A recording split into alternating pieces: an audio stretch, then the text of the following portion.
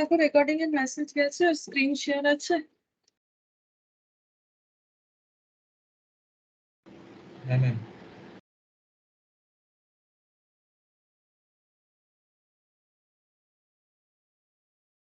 देखो हम लोग मैंने गलत वीडियो बिल्डिंग को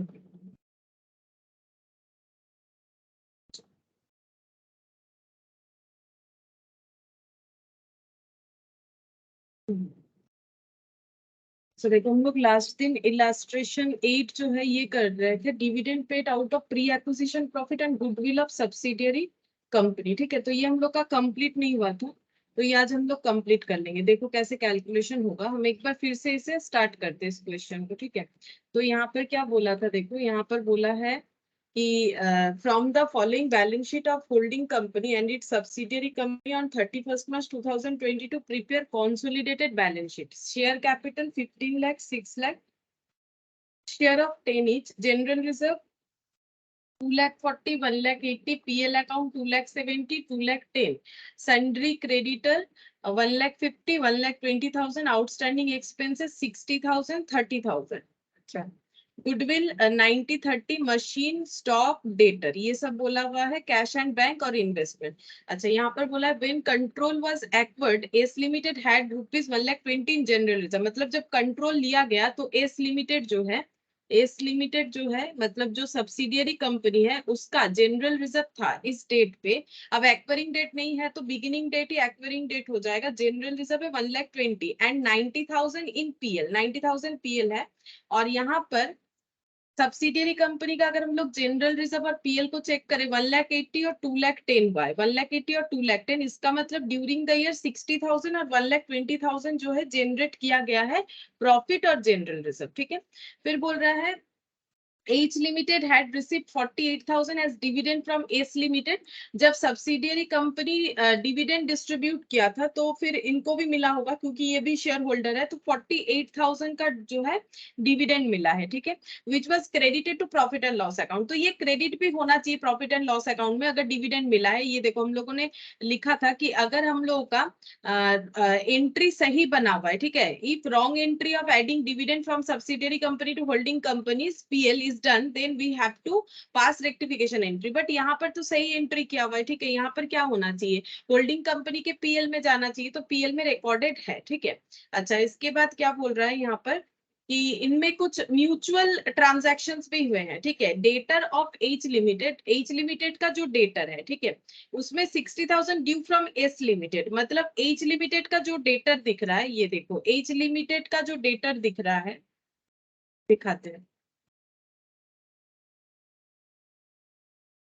एच लिमिटेड का डेटर ये रहा 3,60,000। ठीक है, इसमें इसमें S limited as a debtor present है। ठीक है, इसमें S limited as a debtor present है। ये हम लोगों को ये लाइन पढ़ के समझ में आ जाता है कि debtor of H limited include 60,000 due from S limited. S limited मतलब ये डेटर में एस लिमिटेड भी एक डेटर है। ये जो टोटल डेटर है इसमें एस लिमिटेड भी एक डेटर है फॉर 60,000। मतलब एच लिमिटेड को एस लिमिटेड से 60,000 मिलने वाला था फॉर ट्रांजैक्शन, बिजनेस ट्रांजैक्शन। और यहाँ पर बोला है whereas creditor of S limited include 45,000 due to H limited. और जो क्रेडिटर है एस लिमिटेड का, अब क्रेडिटर पे जाना पड़ेगा, वहां पर एच लिमिटेड को देना है इनको 45,000। ठीक है, 45,000। लेकिन अगर ये दो कंपनी एक हो जाएगा, ठीक है, तो फिर एक हम लोग खुद ही खुद का डेटर तो नहीं हो सकते क्योंकि अभी एच लिमिटेड के लिए एस लिमिटेड भी खुद ही का चीज हो गया। ठीक है, मतलब खुद ही का कंपनी हो गया, तो हम लोग ये बोलेंगे हम लोग खुद से ही 60,000 लेंगे, ऐसे नहीं बोल सकते, या फिर खुद को ही हमें 45,000 पे करना पड़ेगा, ये भी हम लोग नहीं बोल सकते। तो इसे हमें क्या करना पड़ेगा, म्यूचुअल सेटअप करना पड़ेगा। ठीक है, हम लोग इसका म्यूचुअल सेटअप करेंगे। और बोल रहा है द डिफरेंस बीइंग अकाउंटेड, मतलब देखो 45,000 ही ना सेटअप हो सकता है क्योंकि एच लिमिटेड का जो डेटर है, ये देखो हम यहाँ पर लिखते हैं, एच लिमिटेड का जो डेटर है वहां पर 60,000 S limited as a debtor present है, और एस लिमिटेड का जो क्रेडिटर है वहां पर 45,000 एज अ क्रेडिटर प्रेजेंट है। तो अगर म्यूचुअल सेटअप होगा तो क्या होगा, 45,000 का सेटअप होगा, मतलब एस लिमिटेड और एच लिमिटेड अपने अंदर 45,000 का सेटअप कर सकता है कि हाँ हमें और किसी को देना भी नहीं है किसी से, मतलब 45,000 का जो है सेटअप हो जाएगा। लेकिन 15,000 सेट नहीं हो पा रहा है क्योंकि यहाँ पर डेटर में 60,000 इंक्लूडेड है, ठीक है। 45,000 सेटअप हो जाएगा, कैंसिल कर दो, इधर से भी क्रेडिटर हटा दो 45,000, इधर से भी हटा दो। लेकिन 15,000 का जो डिफरेंस आ रहा है इसका क्या होगा, बोल रहा है ये पे कर दिया जाएगा, और बोल रहा है the difference being accounted for by a cheque in transfer, ठीक है, और उसे चेक इन ट्रांसफर बोल के दिखा दिया जाएगा, ऐसा बोल रहा है, ठीक है। अच्छा, अब हम लोग इस पे करना स्टार्ट करते हैं। सबसे पहले हम लोगों को निकालना है परसेंटेज ऑफ होल्डिंग, जो कि मैंने लास्ट दिन निकाला भी था। यहाँ पर ये देखो परसेंटेज ऑफ होल्डिंग कैसे निकाला, 48,000 शेयर्स जो है होल्ड कर रखा है आउट ऑफ ये रहा 60,000 शेयर्स, ठीक है। तो होल्डिंग 80% और यहाँ पर बचा हुआ 12,000 डिवाइडेड बाई 60,000 यानी कि 20%, ठीक है।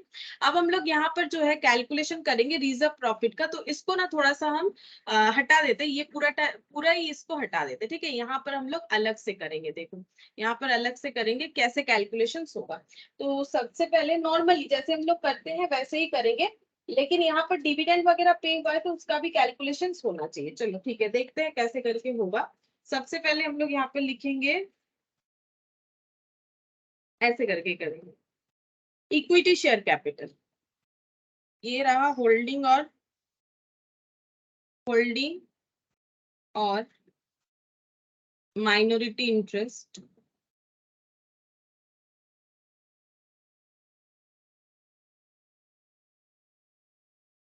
तो यहाँ पर लिखते हैं सबसे पहले इक्विटी शेयर कैपिटल।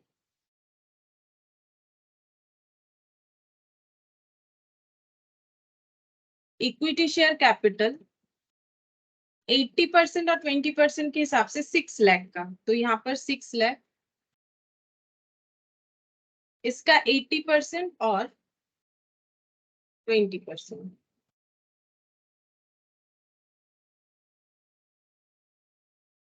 4,80,000 और 1,20,000 हो जाएगा क्योंकि 6 लाख है। अच्छा, इसके बाद हम लोग कितना लिखेंगे, इसके बाद आ जाता है हम लोग का, ऐड हो जाता है acquisition pre acquisition reserve and surplus, ठीक है। Pre acquisition reserve and surplus, अब रिजर्व सरप्लस में तो रिजर्व भी आता है, जनरल रिजर्व आता है, प्रॉफिट आता है। तो प्री एक्विजिशन जनरल रिजर्व है 1,20,000 और पीएल है 90, ठीक है। तो यहाँ पर लिखेंगे जनरल रिजर्व, तो जनरल रिजर्व है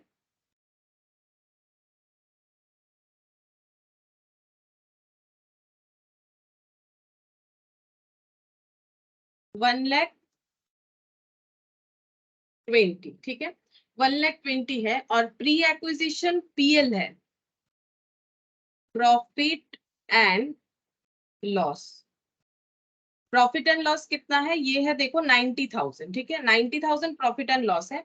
लेकिन क्वेश्चन में हमें डिविडेंड का ट्रीटमेंट दिया है और डिविडेंड पे हुआ है, ये बताए कब पे हुआ है, एक बार हम लोग चेक करते हैं। देखो डिविडेंड प्रॉफिट से दिया जाता है, इसीलिए बोल रहा है कि यहाँ पर immediately on purchase of share, जैसे ही शेयर परचेज हुआ कंपनी ने डिविडेंड डिक्लेयर कर दिया, ठीक है। शेयर परचेज होते ही अगर कंपनी ने डिविडेंड डिक्लेयर कर दिया है तो ये कौन से प्रॉफिट से उसने पे किया होगा, जो प्रॉफिट पहले से अर्न है उसी से पे किया होगा, ठीक है। अगर कोई होल्डिंग कंपनी किसी सब्सिडियरी कंपनी का शेयर परचेस किया और शेयर परचेस करते ही डिविडेंड पे हो गया, इसका मतलब सब्सिडियरी कंपनी ने जो डिविडेंड दिया है वो प्री एक्विजिशन प्रॉफिट से दिया होगा, क्योंकि इसके बाद तो बिजनेस स्टार्ट होगा, फिर से प्रॉफिट अर्न होगा, यानी जो डिविडेंड दिया है ये वाले प्रॉफिट से दिया होगा, क्योंकि जैसे ही परचेस हुआ उसी के बाद यहाँ पर क्या हो गया, डिविडेंड डिक्लेयर हो गया। यहाँ पर डिविडेंड डिक्लेयर हुआ है, और डिविडेंड जो डिक्लेयर हुआ है उसका कैलकुलेशन में बोल रहा है कि 45,000 मिला है, ठीक है, 45,000 मिला है होल्डिंग कंपनी को, 45,000। अब परचेस के साथ साथ अगर डिविडेंड मिल जा रहा है, इसका मतलब जो प्रॉफिट पहले से अवेलेबल है उसी से डिविडेंड पे किया गया होगा एस लिमिटेड की तरफ से, ठीक है। तो ये प्री एक्विजिशन प्रॉफिट से इसीलिए लेस होना चाहिए। लेकिन हम लोग यहाँ पर क्या निकाल रहे हैं, हम लोग यहाँ पर ये निकालेंगे कि कितना प्री एक्विजिशन प्रॉफिट है टोटल में, ठीक है।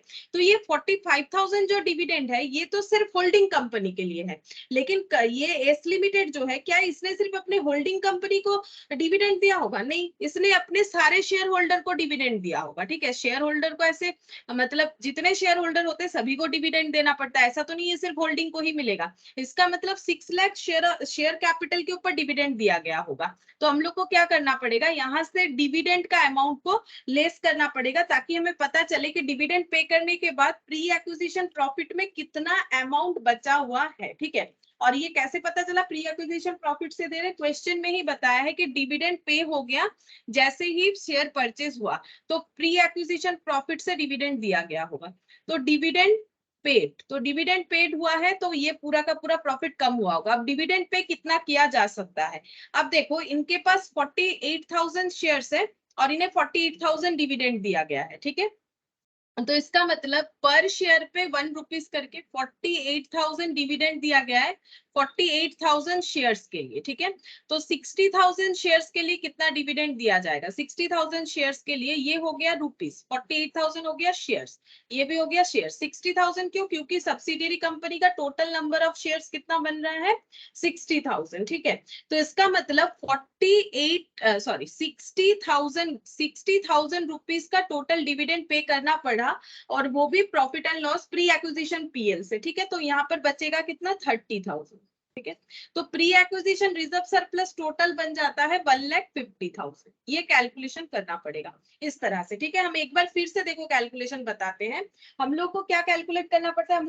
हम लोग को पता है कि अगर कोई कंपनी दूसरे कंपनी का शेयर होल्ड करने का सोच रहा है तो उसे इक्विटी शेयर कैपिटल के साथ साथ प्रॉफिट भी खरीदना पड़ता है। कौन सा प्रॉफिट? जो पहले से अर्न किया हुआ है। ठीक है, तो पहले से खरीदना पड़ता है। तो यहाँ पर पहले से जनरेट प्रॉफिट में 1,20,000 था और प्रॉफिट में 90,000 था, लेकिन जैसे ही एक्वायर हुआ डिविडेंड डिक्लेयर हो गया। इसका मतलब प्रॉफिट जो है कम हो गया होगा। 60,000 डिविडेंड डिक्लेयर हुआ, यहाँ पर हम लोगों ने कैलकुलेट करके देखा तो पीएल इतना बच रहा है। मतलब प्री एक्विजिशन, इसको अगर हम लोग ऐसे लाइन लगा दे, pre acquisition reserve and surplus का टोटल बन जाता है 1,50,000। ठीक है, अब हम लोग को क्या करना पड़ेगा? इसको 80% और 20% में डिवाइड करना पड़ेगा। तो 80% मतलब हो जाएगा 1,50,000 का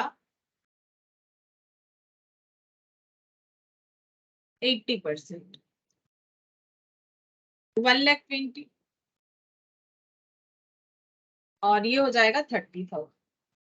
ठीक है, ये pre acquisition profit and reserve हो गया। जैसे प्री एक्विजिशन वाला पोर्शन हो गया, अब हम लोग पोस्ट एक्विजिशन लिखेंगे।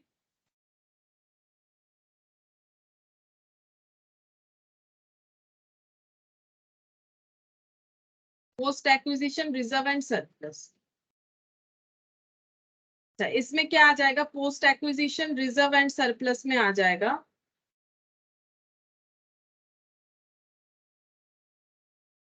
यहाँ पर देखते हैं क्या बचा हुआ है। यहाँ पर देखो जनरल रिजर्व है 60,000। ठीक है, जनरल रिजर्व 60,000 ये लिख लेते हैं।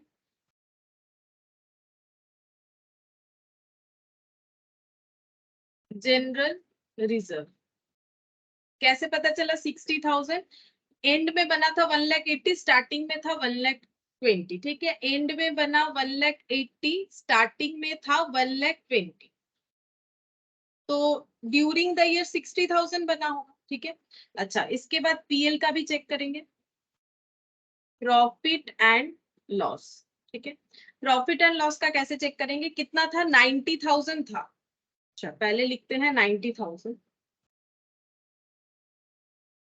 लेकिन इसमें से 60,000 डिविडेंड के लिए चला गया, मतलब ओपनिंग में कितना रहा? 30,000, और क्लोजिंग में बना है 2,10,000। मतलब 2,10,000 माइनस ये करना चाहिए, मैंने पहले ये लिख दिया तो गलत हो जाएगा। हम लोग का 2,10,000 था, sorry end of the year, और पहले 90,000 था, लेकिन अगर हम लोग सिर्फ 90,000 माइनस करेंगे तो गलत हो जाएगा, क्योंकि 90,000 नहीं बचा। 90,000 से 60,000 जो है पे ऑफ हो गया। ठीक है, तो इसका मतलब यहाँ पर स्टार्टिंग ऑफ द ईयर में 30,000 ही होता है, 30,000, और यहाँ पर हो गया हम लोगों का, एक मिनट क्या गलत कर दिया मैंने, 2,10,000 और ये 90,000,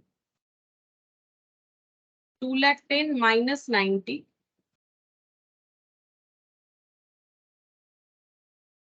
एक सेकंड देखते कितना आता है। 2,10,000 माइनस 30,000, हाँ ठीक है, 1,80,000 ठीक हुआ है, 1,80,000 ठीक है। तो 2,10,000 हमारा एंड में हुआ, बिगिनिंग में 90 था, तो अगर 90 से सिर्फ माइनस करोगे तो फिर गलत आंसर आ जाएगा। ऐसे भी कर सकते, 2,10,000 से 90 माइनस कर देते हैं तो बचता है 1,20,000, लेकिन हमें पता है इससे 60,000 यूटिलाइज्ड हो चुका है पहले, माइनस कर दो। माइनस करने पे पता नहीं क्या दिखा रहा है कैलकुलेटर, 2,10,000 से 90,000 माइनस कर देते हैं, बचता है 1,20,000। फिर इससे यहाँ पर हम लोग नहीं, ऐसे करने से नहीं होगा, हमें ऐसे ही करना पड़ेगा, पहले 90 से 60 रिड्यूस कर देना पड़ेगा तभी होगा, 90 से 60, क्योंकि क्लोजिंग में 30 ही बच रहा है, तभी हमारा सही आंसर आएगा। क्लोजिंग में ओपनिंग में 30 बचेगा, ये रिड्यूस हो जाएगा। नॉर्मली हम लोग इससे इसको माइनस कर देते हैं, लेकिन यहाँ पर ऐसे नहीं कर पाएंगे, ठीक है। यहाँ पर हमें देखना पड़ेगा, इस तरह से चेक करना पड़ेगा। 2,10,000 90 से सिर्फ माइनस करने से नहीं होगा, ये 90 जो है रिड्यूस होके 30,000 हो चुका है, तो 2,10,000 माइनस 30,000 यानी 1,80,000 का प्रॉफिट जो है ड्यूरिंग द ईयर में जनरेट हुआ है। तो इस अमाउंट को 1,80,000 लिखना चाहिए हमें, 1,20,000 लिखने से नहीं होगा, ये अमाउंट हो जाएगा, ये गलत हुआ था, 1,80,000 हो जाएगा। अच्छा, नेक्स्ट हम लोग यहाँ पर ये जो टोटल आया इसको अब डिस्ट्रीब्यूट करेंगे, ठीक है। ये जो टोटल आ जाएगा 60 और 1,80,000, इसको हमें डिस्ट्रीब्यूट करना पड़ेगा 80% में और 20% में। तो 60 इंडिविजुअली कर लेते हैं, 60,000 का 80%,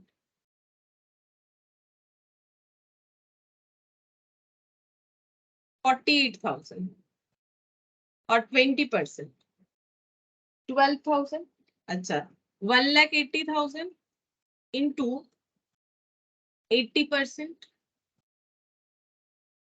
1,44,000 और माइनस 1,80,000, 36,000, ठीक है, 36,000 हो जाएगा बस। और यहाँ पर कोई एडजस्टमेंट नहीं होगा, ये जो हम लोगों ने लिखा, और ये माइनॉरिटी इंटरेस्ट चाहे तो हम लोग यहाँ पर ऐड करके लिख सकते हैं कि टोटल ऑफ माइनॉरिटी इंटरेस्ट कितना हो रहा है, तो ऐड कर लेते हैं। टोटल ऑफ माइनॉरिटी इंटरेस्ट कितना हो रहा है, 1,20,000 प्लस 30,000, क्योंकि माइनॉरिटी इंटरेस्ट में तो प्री पोस्ट सब आ जाता है, 12,000 और 36,000, तो ये हो जाता है 1,98,000, ठीक है। टोटल ऑफ माइनॉरिटी इंटरेस्ट 1,98,000 हो गया। और यहाँ का टोटल करके फायदा नहीं है, क्योंकि ये पोस्ट वाला जो पोर्शन है, पोस्ट वाला जो पोर्शन आया है, ये हम लोग का ट्रांसफर होने वाला है, ये दोनों हम लोग का ट्रांसफर होने वाला है, ट्रांसफर टू मतलब रिजर्व और surplus of consolidated balance sheet, ठीक है, ये वहां पर ट्रांसफर होने वाला है। ये एडजस्ट होगा, प्री एक्विजिशन वाला एडजस्ट होना चाहिए जब हम लोग कॉस्ट ऑफ कैपिटल कैलकुलेट करेंगे। तो अभी हम लोग कॉस्ट ऑफ कैपिटल कैलकुलेट करेंगे, तो ये कैलकुलेशंस तो हो गया, अब हम लोग कैलकुलेट करेंगे कॉस्ट ऑफ कैपिटल। इसको भी हटा देते हैं, क्योंकि यहाँ पर हम लोगों का जो है ये बन चुका है, तो इससे इसको भी हम हटाते हैं, ठीक है। अच्छा, यहाँ पर हम लोग लिखेंगे calculation of cost of capital, calculation of cost of capital, sorry cost of control. Cost of control मतलब गुडविल या जनरल रिजर्व जो भी आएगा, ठीक है। तो हम लोग ऐसे चेक करेंगे कि हम लोग क्या क्या खरीद रहे हैं, तो इक्विटी शेयर कैपिटल लेना पड़ेगा, इक्विटी शेयर कैपिटल ले रहे हैं, तो इक्विटी शेयर कैपिटल कितना ले रहे हैं, 4,80,000। और क्या लिखेंगे, ऐड करेंगे pre acquisition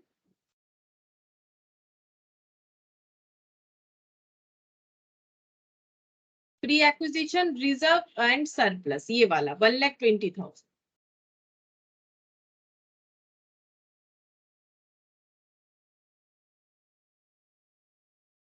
1,20,000 pre acquisition reserve and surplus हमें लेना पड़ेगा। अच्छा, इसके बाद हम लोगों को और क्या मिला है, डिविडेंड मिला है। देखो डिविडेंड भी हम लोग को यहाँ पर दिखाना पड़ेगा, डिविडेंड मिला है हम लोग को, वो भी हम लोग यहाँ पर ले लेंगे। 4,80,000 इक्विटी शेयर कैपिटल, वो तो हम लोग नॉर्मली लिखते हैं जो प्रोपोर्शन मिला। अब ये शेयर खरीदा बोल के ही ना डिविडेंड मिला, शेयर खरीदने के लिए डिविडेंड मिला है, तो डिविडेंड अगर मिलता है तो वो भी यहाँ पर ऐड होना चाहिए, ठीक है, वो भी हमारा कॉस्ट में इनकर्ड होगा, क्योंकि अगर हम लोग ये पैसा इन्वेस्ट नहीं करते तो ये भी हमें डिविडेंड नहीं मिलता, तो ये भी हमें लेना पड़ा, मतलब बेसिकली परचेज ही हुआ, तो 48,000। तो टोटल करते हैं कितना आता है, देखो 4,80,000 प्लस 1,20,000 प्लस 48,000, तो ये हो गया 6,48,000, ठीक है। और कॉस्ट ऑफ एक्विजिशन लिखेंगे, कॉस्ट ऑफ एक्विजिशन कितने से खरीदना पड़ा ये देख लेते हैं। कॉस्ट ऑफ एक्विजिशन यहाँ पर, यहाँ दिखेगा 5,70,000, मतलब कम दिया हम लोगों ने, तो कैपिटल रिजर्व जनरेट होगा।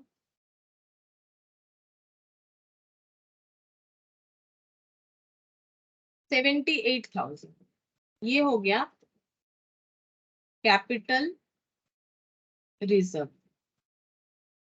ठीक है। अच्छा अब हम लोग बैलेंस शीट बनाएंगे, ये तो बन गया, अब हम लोग बैलेंस शीट बनाएंगे।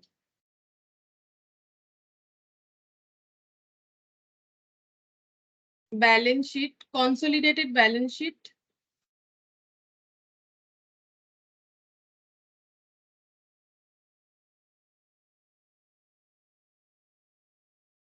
As on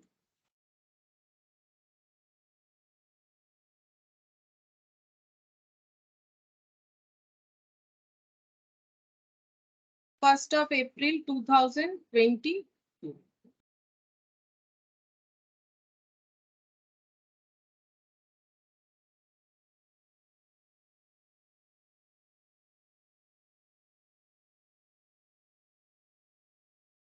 equity and liabilities,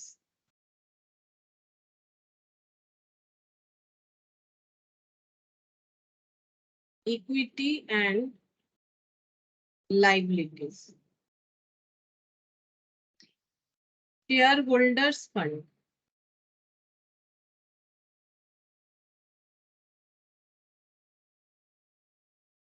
share capital, reserve and surplus,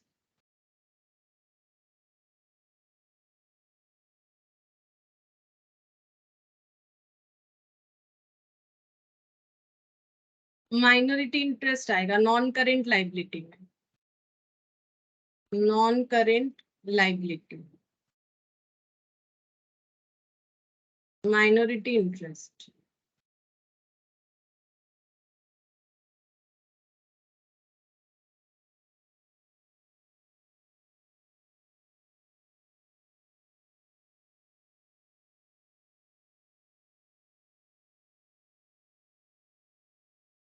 third number point होगा ये। अच्छा माइनॉरिटी इंटरेस्ट लिख दिया, और यहाँ पर देखते हैं बैलेंस शीट में क्या है। सन्ड्री क्रेडिटर है, करेंट लाइबिलिटी, यहाँ पर हेडिंग करेंगे करेंट लाइबिलिटी, करेंट लाइबिलिटी में सन्ड्री क्रेडिटर और आउटस्टैंडिंग एक्सपेंसेस।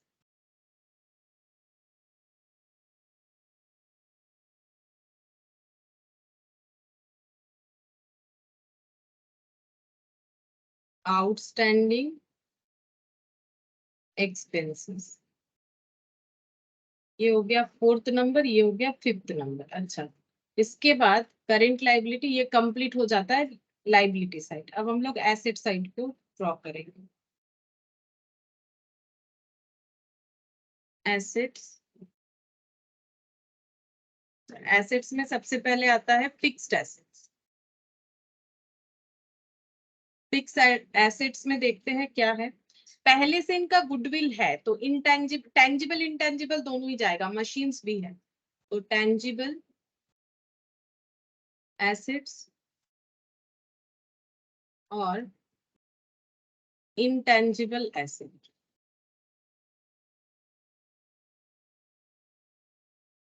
ये फिफ्थ हो गया, six, seven,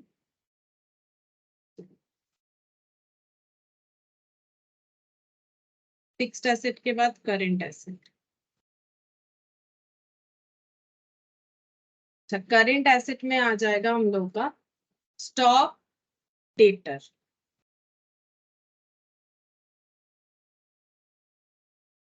stock debtor and bank, cash and bank. अच्छा, ये हो गया 8, 9 और 10 यहाँ पर टोटल। ठीक है। अच्छा, अब हम लोग इस फिलअप करना स्टार्ट करते हैं। सबसे पहले note number 1,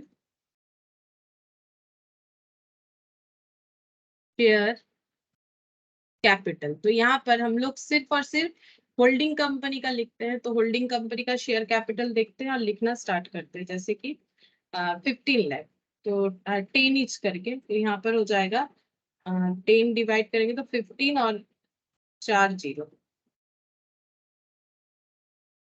1,50,000 equity shares of ₹10 each, मतलब 15 लाख। ये हो गया 15 लाख। ठीक है। अच्छा, इसके बाद रिजर्व सरप्लस, नोट नंबर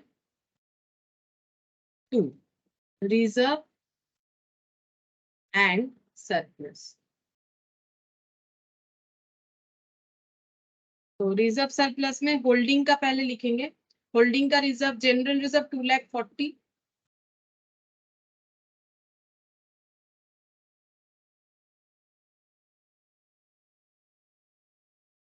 अच्छा, इसमें ऐड हो जाएगा, इस जनरल रिजर्व में पोस्ट एक्विजिशन रिजर्व ऐड हो जाएगा। ठीक है, पोस्ट एक्विजिशन रिजर्व यहां से मिल जाएगा हमें 48,000। ऐड करेंगे पोस्ट एक्विजिशन जनरल रिजर्व 48,000, ये टोटल जनरल रिजर्व हो जाएगा। तो ये बन रहा है टोटल 2,88,000। अच्छा, इसके बाद जनरल रिजर्व के बाद हो जाएगा PL, profit and loss account. अच्छा, ये सब होल्डिंग का लिख रहे हैं हम लोग। एच लिमिटेड ऐसे करके लिख देते थे, एच लिमिटेड का ही हम लोग लिखेंगे क्योंकि यहाँ पर एस लिमिटेड का नहीं आता है। अच्छा, यहाँ पर हो जाएगा पीएल का 2,70,000 प्लस पोस्ट एक्विजिशन।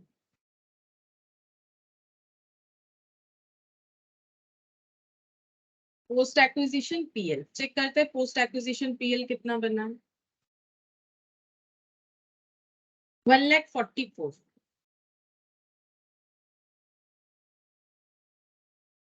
1,44,000 का टोटल करते हैं। 2,70,000 प्लस 1,44,000, 4,14,000। यहाँ पर 4,14,000 तो लिखेंगे ही, इसको इनर कॉलम में इसीलिए लिख रहे हैं।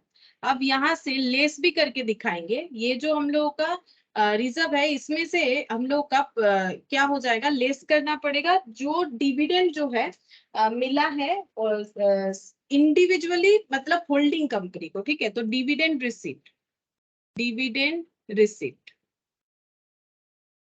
ये बता रहे क्यों ऐसा होगा, 48,000 लेस हो जाएगा।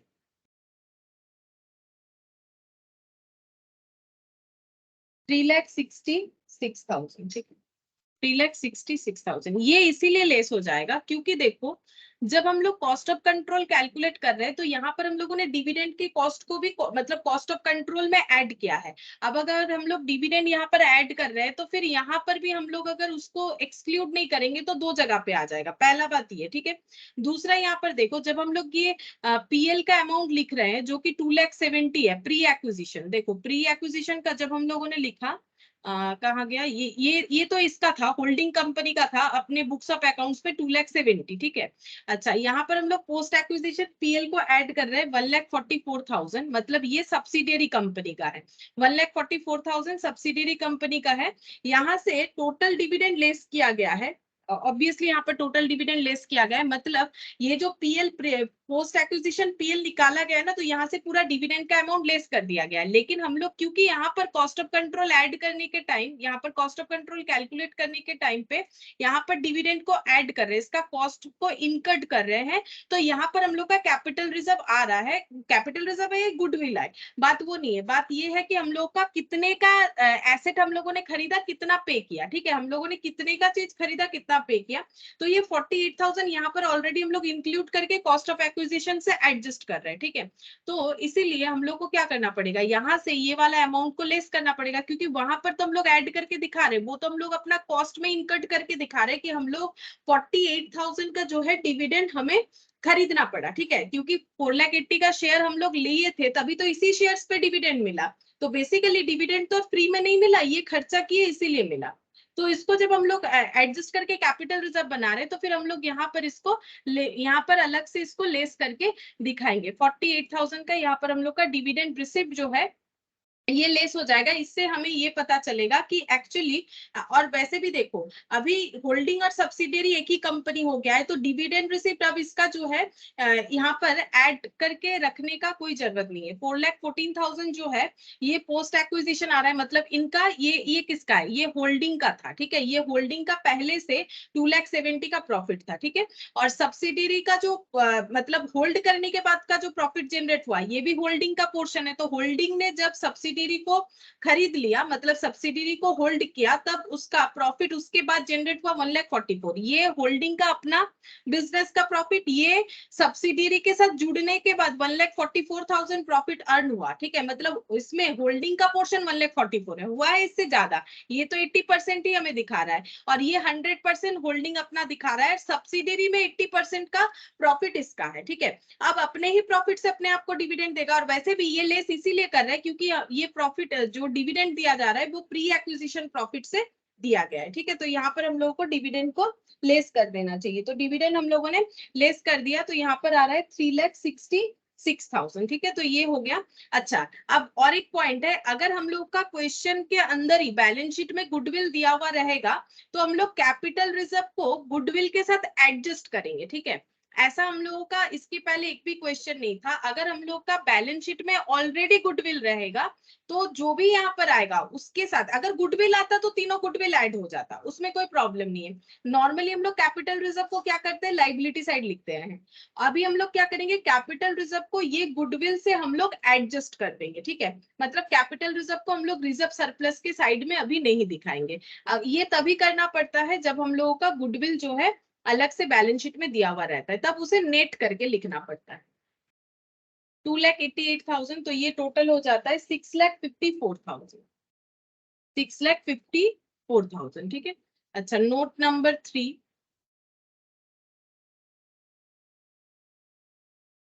जनरल रिजर्व के बाद, रिजर्व एंड सरप्लस के बाद minority interest, non current liability, minority interest.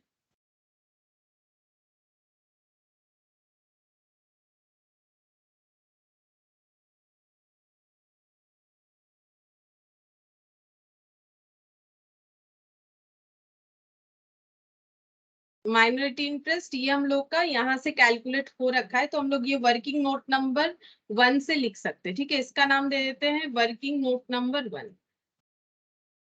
तो वर्किंग नोट नंबर 1 से 1,98,000 मिला हमें।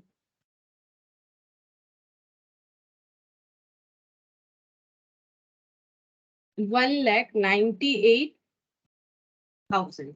नोट नंबर 4,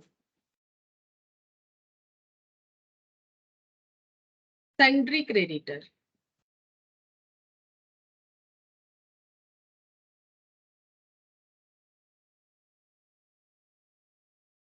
होल्डिंग और सब्सिडियरी, ठीक है।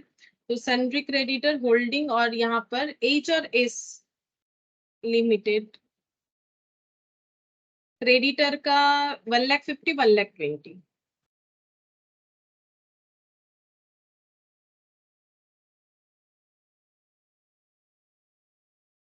2,70,000, ठीक है, 2,70,000। नोट नंबर 5,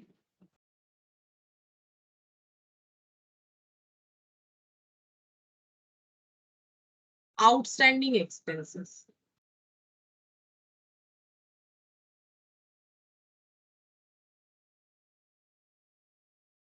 होल्डिंग और सब्सिडियरी, 60 और 30,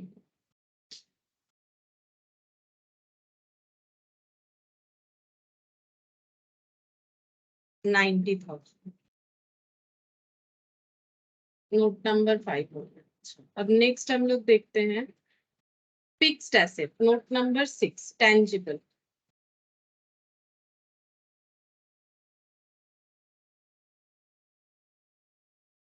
टेंजिबल एसेट,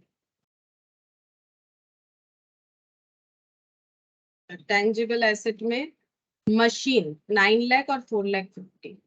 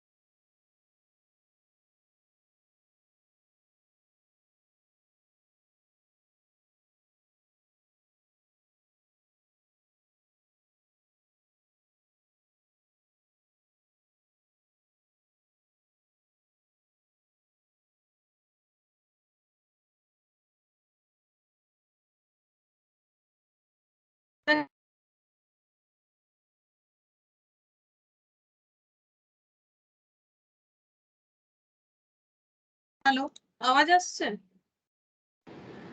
হ্যাঁ ম্যাম। আচ্ছা, আর এই স্ক্রিনটা শেয়ার আছে? হ্যাঁ ম্যাম। ঠিক আছে। কারেন্ট চলে গেছিল, আবার চলেও এলো এর মধ্যে। এক মিনিট, তাহলে আমি এটা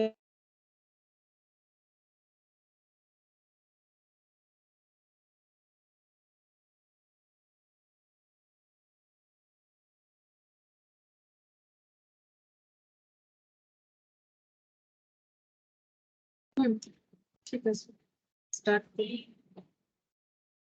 टेंजिबल एसेट, तो टेंजिबल एसेट देखो मशीनरी 9 लाख और 4,50,000, 9 लाख और 4,50,000,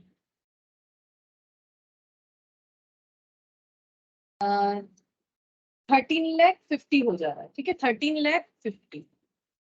अच्छा, अब intangible, intangible asset, intangible asset में है गुडविल, गुडविल होल्डिंग का भी है, सब्सिडियरी का भी है, ठीक है। तो होल्डिंग का है 90, सब्सिडियरी का है 30, तो 90,000 और 30,000, ठीक है। तो यहाँ पर टोटल हो जाएगा 1,20,000, और यहाँ से हम लोग एडजस्ट कर देंगे कैपिटल रिजर्व, ठीक है। ये इसीलिए किया जाता है क्योंकि कॉस्ट ऑफ कैपिटल में हम लोगों का कैपिटल रिजर्व जनरेट हो रहा है, लेकिन जिसका शेयर हम लोग होल्ड कर रहे हैं ऑलरेडी उसका गुडविल है, ठीक है। तो इसका मतलब उस चीज को नेट गुडविल में ही ट्रांसफर करना पड़ेगा। मतलब समझ के देखो, अगर किसी के बिजनेस में गुडविल है तो वो तो हमारे लिए गुडविल का कॉस्ट हमारे पास से रिकवर करेगा ही, लेकिन हम लोग का कॉस्ट ऑफ कैपिटल कैलकुलेट करते हुए हमें यहाँ पर दिख रहा है कि हम लोग का कैपिटल रिजर्व जनरेट हुआ है 78,000, ठीक है, कैपिटल रिजर्व जनरेट हुआ है। तो 78,000 को हम लोग यहाँ से एडजस्ट कर देंगे और नेट गुडविल जो है उसे लिखेंगे। अगर कभी भी बैलेंस शीट में अपीयर होगा तो इस तरह से दिखाना पड़ेगा, क्योंकि कैपिटल रिजर्व मतलब तो सस्ते में मिल रहा है, मतलब हमारे लिए प्रॉफिट का जो है डील हुआ है, लेकिन ऑलरेडी इनके बिजनेस में जो है गुडविल है, तो इसका मतलब गुडविल जो है यहाँ पर हमें दिखेगा। और ये 90,000 तो रहने वाला है, ठीक है, और 30,000 और माइनस कर देते हैं एडजस्ट करके 78,000, तो ये हो गया 42,000। तो हमेशा गुडविल जब रहेगा ये एडजस्ट करके लिखना पड़ता है। ये देखो यहाँ पर मैट में भी ऊपर जो है मिल जाएगा, हमें दिया हुआ है, देखो यहाँ पर अगर गुडविल अपीयर करे तो उसका क्या ट्रीटमेंट होना चाहिए, देखो यहाँ पर दिया हुआ है, treatment of goodwill appearing in balance sheet of subsidiary company. अगर सब्सिडियरी कंपनी के बुक्स में जो है गुडविल पहले से अपीयर कर रहा है, दैट मीन्स गुडविल, ये देखो, if the goodwill is shown in the balance sheet of the subsidiary company, that means goodwill already exists, मतलब इनके बिजनेस में गुडविल है ही है। तो इसका दो अप्रोच होगा, जिसमें एक अप्रोच मैंने जो बोला वैसे करने से ही होगा। हम लोग को क्या करना पड़ेगा, गुडविल से कैपिटल रिजर्व को हम लोग एडजस्ट कर देंगे अगर हमारा कैपिटल रिजर्व आया, और अगर गुडविल आता तो तीनों गुडविल ऐड हो जाता ऑलरेडी जो है, और जो कैलकुलेट होके आएगा, ठीक है, 42,000। ये हम लोग का इंटेंजिबल एसेट हो गया। अच्छा, अब ये सारी चीज हम लोग लिख सकते हैं। अच्छा, ये अभी भी बाकी है, करेंट एसेट में stock, debtor, cash and bank. Note number 6, ये इंटेंजिबल एसेट, 6 नहीं 7। अच्छा, note number 8, note number 8, debtor, holding का भी होगा और सब्सिडियरी का भी होगा। तो डेटर का देख लेते, डेटर का बैलेंस डायरेक्टली लिख लेंगे, नहीं डायरेक्टली नहीं लिख सकते, इसमें एडजस्टमेंट होगा, है ना। 3,60,000 है, और यहाँ पर है 4,80,000, तो हम लोग पहले लिखते हैं 3,60,000 और 4,80,000। टोटल एक बार कर लेते हैं, 3,60,000 प्लस 4,80,000 मतलब 36 प्लस 48, 84,000, ठीक है, 84,000 का डेटर है। अब यहाँ से हम लोग को सेटअप करना पड़ेगा। तो देखो पूरा पूरा सेटअप हो जाएगा, अगर ये नहीं बोलता कि चेक इन ट्रांसफर से डिफरेंस को एडजस्ट करेंगे तब हम लोग पूरा सेटअप नहीं कर सकते हैं। तो डेटर से कितना लेस करेंगे, जितना म्यूचुअल इनका ट्रांजैक्शन है, ठीक है, इंटर कंपनी ट्रांजैक्शन बोला जाता है।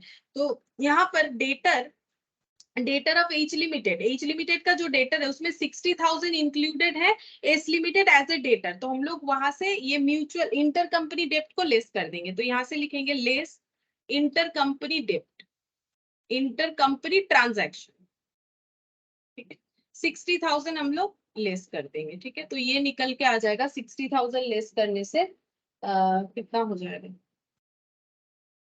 84, मैम 8,40,000 हो गए। अच्छा 8,40,000, 8,40,000 माइनस 60, 7,80,000, ठीक है, 7,80,000 से हम लोग का टोटल डेटर बनेगा। अच्छा, और नेक्स्ट हम लोग, अच्छा तो मेरे से एक गलती हुआ, क्रेडिटर को भी तो मुझे ऐसा ही करना था। क्रेडिटर कहाँ लिखा मैंने, ये रहा, इस पे तो जगह भी नहीं है, ठीक है, देखते हैं। क्रेडिटर का भी तो करना पड़ेगा। 2,70,000 हुआ है और यहाँ से लेस करेंगे इंटर कंपनी डेट 45,000, यहाँ से लेस करते हैं इंटर कंपनी ट्रांजैक्शन, हम बार बार डेप्ट बोलते रहे, इंटर कंपनी ट्रांजैक्शन 45,000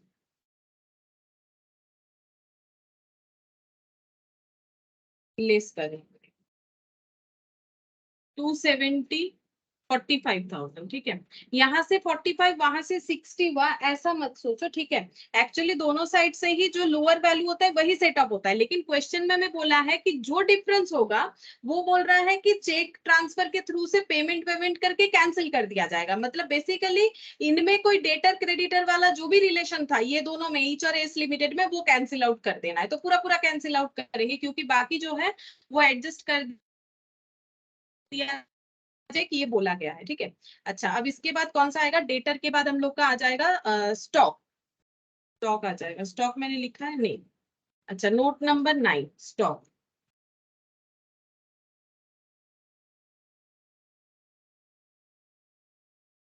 एच और एस, तो स्टॉक है 2,40,000 1,50,000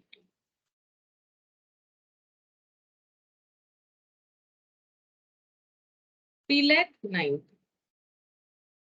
नोट नंबर 10, नोट नंबर 10 ये वाला है cash and bank, cash and bank.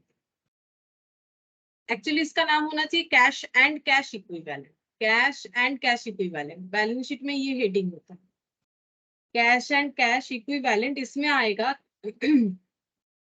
Cash and bank, holding और सब्सिडियरी का, होल्डिंग और सब्सिडियरी का कितना है 60 और 30, 60,000 और 30,000, तो ये हो गया 90,000, ठीक है।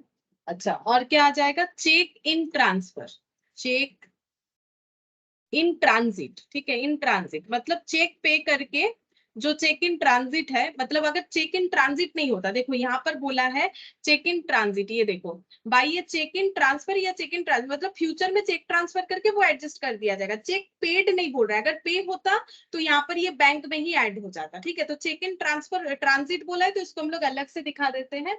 ये हो जाएगा 15,000 का ट्रांसफर करना पड़ेगा, क्यों, क्योंकि 60 और 45 का डिफरेंस 15 आ रहा है, जो भी मतलब कम या ज्यादा डिफरेंस आ रहा है वो चेक के थ्रू से एडजस्ट कर दिया जाएगा, ऐसा बोला गया है। तो ये ऐड कर लो, 1,05,000 हो जाएगा, ठीक है। अब हम लोग एक एक डेटा को पुट कर देते हैं। सबसे पहले equity share capital 15 lakh,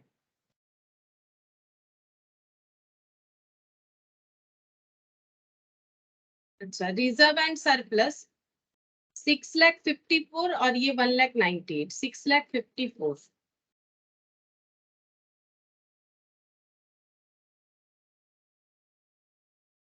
1,98,000। Sundry creditor 2,25,000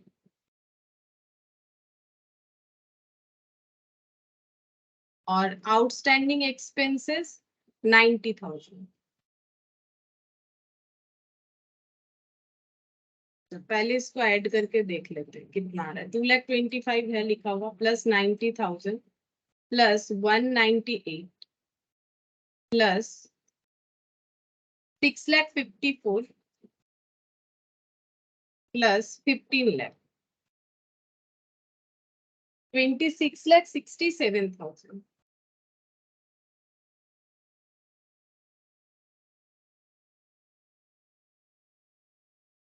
अब इधर पुट करेंगे टेंजिबल एसेट 90,000, ये आउटस्टैंडिंग एक्सपेंसेस का, ये हो जाएगा 13,50,000, फिर है 42,000, 13,50,000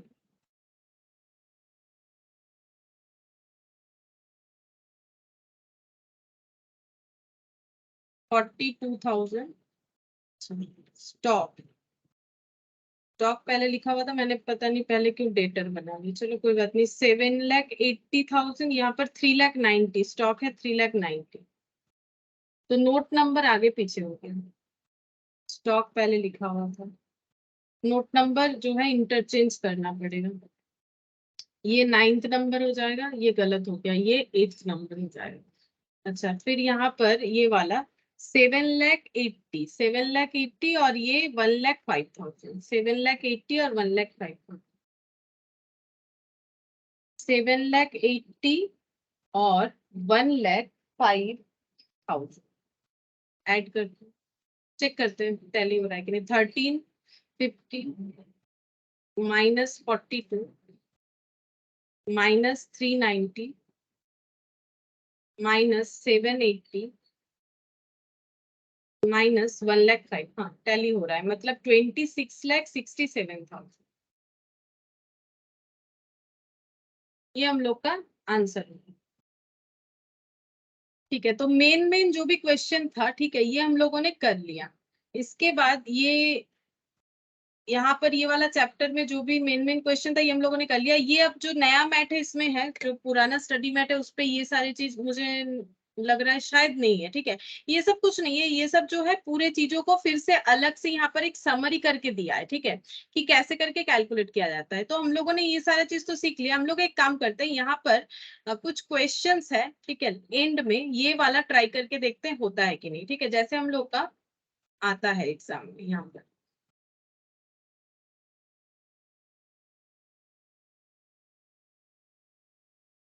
जो एक्सरसाइज बना हुआ है,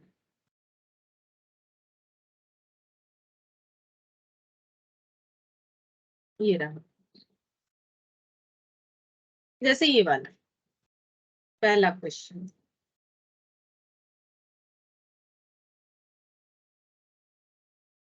क्वेश्चन नंबर 1। ठीक है, यहाँ पर क्या बोला है, H limited acquired 15,000 equity share of H limited on 1st April 2022 on 31st December 2022 the balance sheet of H limited was as follows. Share capital ये वाला, ये एज लिमिटेड का बोल रहा है। जनरल रिजर्व 1 Jan 2022, ठीक है, मतलब अगर हम लोग इसका टाइमलाइन ड्रॉ करें तो 1 Jan 2022 हम यहाँ पर लिख के दिखाते हैं कैसे होगा, मतलब टाइमलाइन बना लेते हैं यहाँ पर। 1 Jan 2022, ठीक है, इस डेट पे जनरल रिजर्व है इनका 4 लाख, जनरल रिजर्व है 4 लाख। किसका? सब्सिडियरी कंपनी का। ये सब्सिडियरी कंपनी का ही दिया हुआ है, इसमें दो कंपनी का नहीं दिया हुआ है। शॉर्ट क्वेश्चन टाइप है। ठीक है, बैलेंस एज ऑन 1 Jan 2017, 17 से लिख दिया 1 लाख, ये 17 1 Jan 2022 पीएल का बोल रहा है। General reserve 4 lakh on 1 Jan 2022, ये ऐसे यहाँ तक होगा। ठीक है, फिर पीएल, पीएल जो है बैलेंस ऑन 1 Jan 2022 ही होगा, ये 1 लाख होगा। ठीक है, ऐसे करके लिखा हुआ है, थोड़ा सा गलत है, इसे सही करना पड़ेगा। तो ये 22 का होगा तभी ना होगा, और पीएल का बैलेंस बता रहे 1 लाख, पीएल का है 1 लाख। आगे देखते हैं क्या बोला है। प्रॉफिट फॉर 2017, ये ना क्या किया है, थोड़ा सा मिक्स्ड अप कर दिया इन्होंने 2022 और 2017। प्रीवियस मैथ में शायद 17 रहा होगा, नया मैथ जब बना इसमें ये जो है मिक्स्ड अप कर दिया। चलो कोई बात नहीं। अब बोल रहा है प्रॉफिट फॉर 17, एक्चुअली ये 17 जो है अगर हम लोग 22 के हिसाब से चले तो ये भी हमारा 22 है, ये भी हम लोग का 22 है। बोल रहा है कि पूरे 2022 में प्रॉफिट का एंड में प्रॉफिट दिखा 5 लाख। ठीक है, एंड में पीएल दिख रहा है, यहाँ पर पीएल दिख रहा है हम लोग का 5 लाख। ये कब दिख रहा है? 31 December 2022 में, तो प्रॉफिट फॉर द ईयर 22। ठीक है, अच्छा, और यहाँ पर जनरल रिजर्व का अगर देखें तो जनरल रिजर्व जो है यहाँ पर 1 January 2022, ये 4 लाख तो एंड वाला दिख रहा होगा, क्या गलत दिया? ठीक है, हम एक बार देखते हैं सन्ड्री क्रेडिटर क्वेश्चन, एक बार देखते हैं। Sundry assets ascertain capital profit and revenue profit, हमें कैपिटल और रेवेन्यू प्रॉफिट निकालने के लिए बोला है और कुछ नहीं बोला है। ठीक है, मतलब हमें ये बताना है कि एक्विजिशन के पहले का प्रॉफिट कैपिटल प्रॉफिट और एक्विजिशन के बाद का प्रॉफिट रेवेन्यू प्रॉफिट। ठीक है, तो कब एक्वायर हुआ है? 1 April 2022, तो ऐसे निकालेंगे, यहाँ पर लिखते हैं 1 April 2022, ये क्या है? Date of acquisition. ठीक है, तो इसके पहले का प्रॉफिट कैपिटल प्रॉफिट, इसके बाद का प्रॉफिट रेवेन्यू प्रॉफिट। हमें बस इतना छोटा सा क्वेश्चन ही पूछा है, ऐसे ही पूछेगा नॉर्मली। तो रेवेन्यू प्रॉफिट जो है वो इसके बाद वाला हो जाएगा और इसके आगे का हो जाएगा कैपिटल प्रॉफिट। लेकिन मुझे एक चीज देखना है कि मैंने कितना सही डेटा को लिखा है, क्योंकि यहाँ पर टोटल तो 32 लाख बोल रहा है, ये 3 लाख और ये 5 लाख अगर है तो 8 लाख और 8 लाख और यहाँ पर हो गया 4 लाख, 12 लाख, 12 लाख और 20 लाख, 32 लाख। चलो सही है, 32 लाख सही बना हुआ है। रेवेन्यू प्रॉफिट निकालने के लिए बोला है, तो रेवेन्यू प्रॉफिट तो मुझे दिख रहा है ये हम लोग का कितना हो जाएगा, ये 1 लाख है, ये 5 लाख। तो ड्यूरिंग द ईयर कितना प्रॉफिट अर्न हुआ है, ड्यूरिंग द ईयर प्रॉफिट कितना अर्न हुआ है, 1 लाख 5 लाख में ट्रांसफर हो गया, मतलब 4 लाख का प्रॉफिट अर्न हुआ है। अच्छा, ये कितना टाइम पीरियड है, ये डेट ऑफ एक्विजिशन 1 अप्रैल है, तो जैन पे मार्च 3 मंथ्स का है और ये बाकी 9 मंथ्स का है। ठीक है, ये 9 मंथ्स का हो जाएगा, 9 और 3 12, हाँ ठीक है। अच्छा, अब अगर हम लोग इसको कैलकुलेट करेंगे तो ये ड्यूरिंग द ईयर का प्रॉफिट है हम लोग का 4 लाख, तो 4 लाख पूरे 12 मंथ्स का हो रहा है ड्यूरिंग द ईयर का, तो हमें 9 मंथ्स का निकालना पड़ेगा, तो 4 लाख इंटू 9/12 देखते हैं कितना आता है।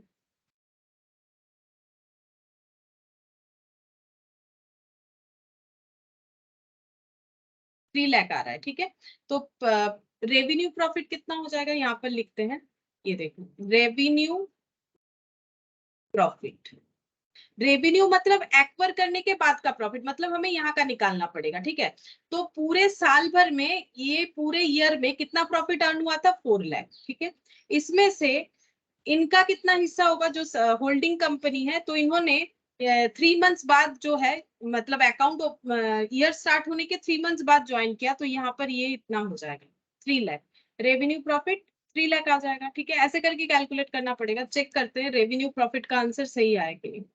हाँ, रेवेन्यू प्रॉफिट 3 लाख आया। अब हम लोग को कैलकुलेट करके देना है कैपिटल प्रॉफिट। ठीक है, लेकिन एक चीज मुझे थोड़ा सा डाउट लग रहा है, जनरल रिजर्व ऑन 1 जनवरी 2022 ये वैल्यू नहीं है, ये जो दिया हुआ है ये तो ईयर एंड का वैल्यू होता है, तो जनरल रिजर्व का स्टार्टिंग का कोई वैल्यू दिया हुआ है कि नहीं दिया हुआ है, वही मुझे थोड़ा सा डाउट हो रहा है। एक सेकेंड हम चेक करते हैं थोड़ा सा कि इसका प्रॉफिट कितना होगा। 1 अप्रैल ये 1 लाख और 4 लाख।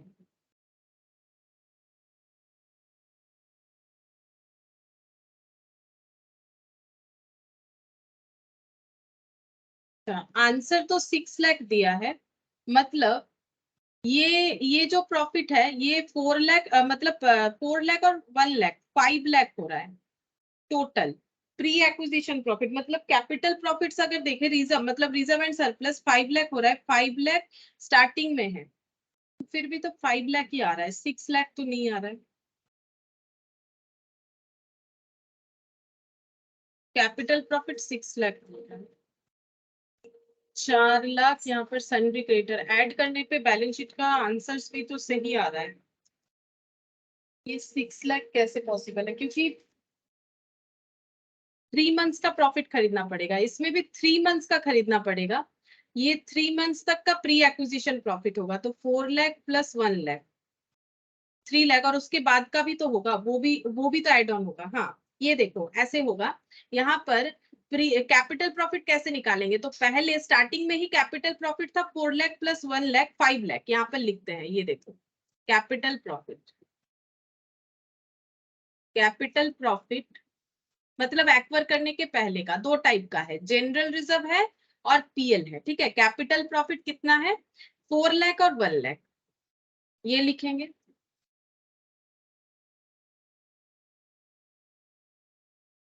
अच्छा, इसके बाद यहाँ पर जनरल रिजर्व का अकॉर्डिंग टू क्वेश्चन मुझे कुछ नहीं दिख रहा है, यहाँ पर 4 लाख जो है अगर ये आउटर में दिया है, ठीक है, तो ये या तो ईयर एंड का होगा या फिर यहाँ का होगा। वैसे जनरल रिजर्व लिखा है on 1 January 2022 PL account rupees balance on 1 जनवरी 2017 1 लाख ऐसे दिया है। ठीक है, देखते हैं आंसर के हिसाब से क्या आता है। तो 6 लाख आंसर आने के लिए जो होगा उसी के हिसाब से हम रेक्टिफाई कर देंगे। मान लेते हैं कि अगर जनरल रिजर्व ईयर एंड में कुछ भी नहीं था, मतलब जो था स्टार्टिंग में ही था, तो 4 लाख और 1 लाख 5 लाख ये कैपिटल प्रॉफिट, और यहाँ पर 3 मंथ्स का जो भी आएगा वो कैपिटल प्रॉफिट होगा। मतलब ये जो ड्यूरिंग द ईयर में 4 लाख हुआ, इसका 3/12 पोर्शन, ठीक है। 4 लाख हुआ यहाँ पर, 4 लाख जो भी आया इसका 3/12 मतलब 1 लाख, तो ये हो गया 6 लाख। हाँ, तो मेरा एजम्पशन सही है कि इस तरह से होगा, मतलब इनका जनरल रिजर्व जो है ईयर के स्टार्टिंग में ही था और एंड में कुछ नहीं रहा, और पीएल जो है ईयर के स्टार्टिंग में 1 लाख है और एंड में 5 लाख है। हम लोग को बोला है कैपिटल और रेवेन्यू प्रॉफिट निकालो, मतलब एक्वायर करने के पहले का जो प्रॉफिट है वो कितना है और एक्वायर करने के बाद का प्रॉफिट जो है वो कितना है, किसके लिए, होल्डिंग कंपनी के लिए, ठीक है। तो एक्वायर करने के पहले कितना प्रॉफिट था, 4 लाख प्लस 1 लाख 5 लाख, प्लस यहाँ पर ये तो इस डेट पे था और एक्वायर तो यहाँ हुआ है, तो यहाँ से यहाँ अगर कोई प्रॉफिट अर्न हुआ है वो भी कैपिटल प्रॉफिट होगा, तो यहाँ से यहाँ कितना प्रॉफिट अर्न हुआ है। तो पूरे ड्यूरिंग द ईयर में जनरल रिजर्व कुछ नहीं बढ़ा, तो जनरल रिजर्व में कुछ एड ऑन नहीं हुआ, लेकिन पीएल में एड ऑन हुआ, पीएल 1 लाख से 5 लाख हुआ, तो इसका मतलब 4 लाख हुआ, तो 4 लाख पूरे 12 मंथ्स में अर्न हुआ, तो 3 मंथ्स में 4 लाख का कितना पोर्शन अर्न हुआ होगा, वही कैपिटल प्रॉफिट है, 6 लाख हो जाएगा, ठीक है। तो ऐसा छोटा छोटा क्वेश्चन रहेगा एमसीक्यूज बेसिस में, तो यहाँ पर हम लोग का आंसर आ जाता है कि 6 लाख हम लोग का कैपिटल प्रॉफिट है और 3 लाख जो है हम लोग का रेवेन्यू प्रॉफिट है, ठीक है। अब नेक्स्ट क्वेश्चन देखो, कैलकुलेट माइनॉरिटी इंटरेस्ट, ये ट्राई करके देखो, minority interest for the balance sheet of Delhi limited, balance sheet of Delhi limited as on 31 December 2022, हम लोग को कैलकुलेट करके देना है माइनॉरिटी इंटरेस्ट। अब माइनॉरिटी इंटरेस्ट का मतलब है होल्डिंग के अलावा जितना परसेंटेज जो है बाकी लोगों के पास है वही माइनॉरिटी इंटरेस्ट होगा, तो हम यहाँ पर लिखते हैं माइनॉरिटी इंटरेस्ट। हम लोग को सिर्फ माइनॉरिटी इंटरेस्ट कैलकुलेट करने बोला है, तो सबसे पहले इसके लिए हमें परसेंटेज कैलकुलेट कर लेना चाहिए कि कितना परसेंट है माइनॉरिटी इंटरेस्ट।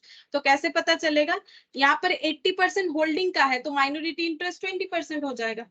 माइनॉरिटी इंटरेस्ट के हिस्से में क्या आता है, इक्विटी शेयर कैपिटल आता है। इक्विटी शेयर कैपिटल कितना हो जाएगा, देखते हैं कितना है।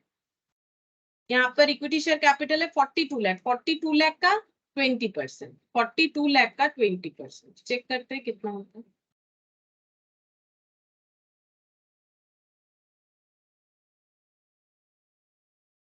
8,40,000 इक्विटी शेयर कैपिटल। अच्छा, और क्या लेना पड़ता है, प्री पोस्ट सारा इसमें ऐड होता है ना। तो pre post general reserve on 1 जनवरी को बोला है 18,000 और सन्ड्री क्रेडिटर छोड़ो, ये 18 लाख और 6 लाख ये दोनों पे हमें कैलकुलेशन करना पड़ेगा, ठीक है। तो 18 लाख और 6 लाख कैलकुलेट करते हैं, 18 लाख का 20% डायरेक्टली कर देते हैं, ठीक है। जनरल रिजर्व, क्योंकि इनका तो प्री पोस्ट अलग अलग करने का जरूरत नहीं है, इनका तो सारा ही ऐड होता है, प्री वाला भी पोस्ट वाला भी, तो हम लोग एक साथ ऐड कर देते हैं। 18 लाख का 20%, 18 इंटू 20 मतलब 3,60,000 आ जाएगा, ठीक है। अच्छा, जनरल रिजर्व के बाद पीएल 6 लाख, 6 लाख का 20% 1,20,000, बस। माइनॉरिटी इंटरेस्ट तो ऐसे कैलकुलेट होता है ना, तो 8,40,000 प्लस 3,60,000 प्लस 1,20,000, 13,20,000 ये आ गया हम लोग का माइनॉरिटी इंटरेस्ट। चेक करते हैं सही हुआ है कि नहीं। हाँ, बस माइनॉरिटी इंटरेस्ट ही कैलकुलेट करने बोला था, तो 13,20,000 कैलकुलेट होके आ गया। अच्छा, अब नेक्स्ट हम लोग कैलकुलेट करेंगे क्वेश्चन नंबर 3, इसमें क्या बोला है देखते हैं।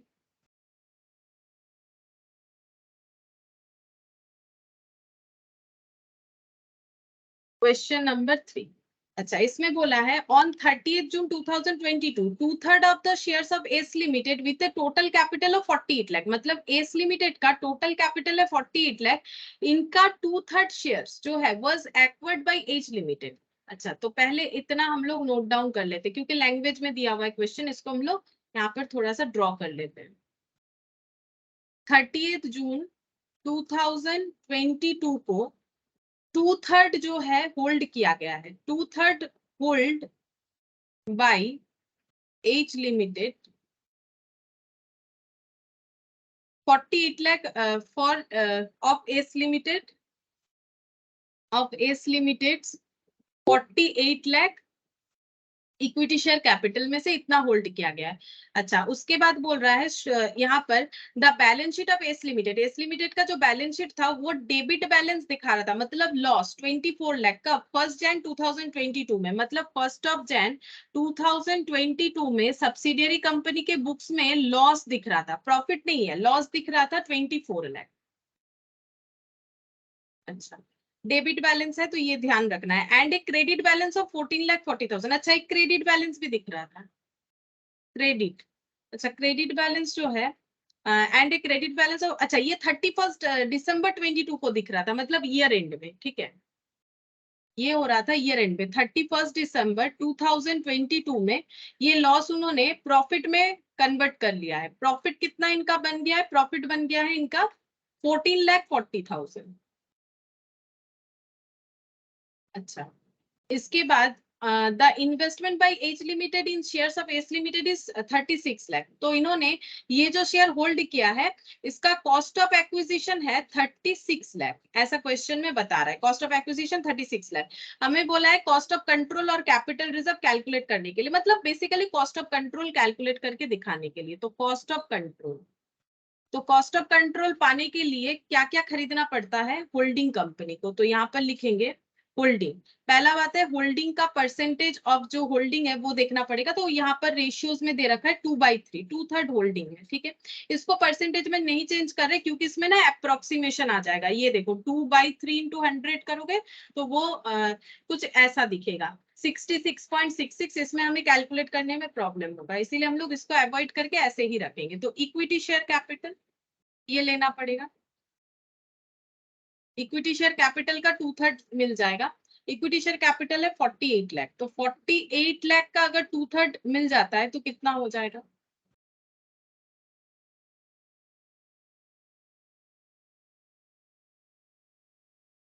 32 लाख। 32 लाख जो है इक्विटी शेयर कैपिटल लेना पड़ेगा।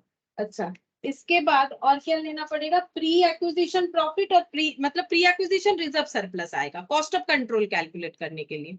तो pre acquisition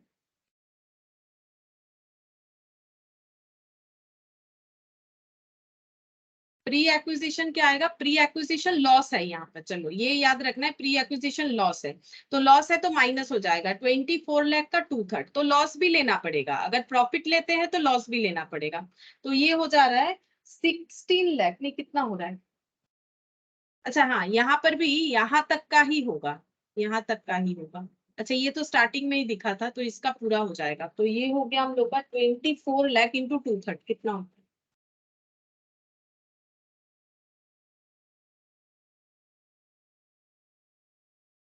16 lakh,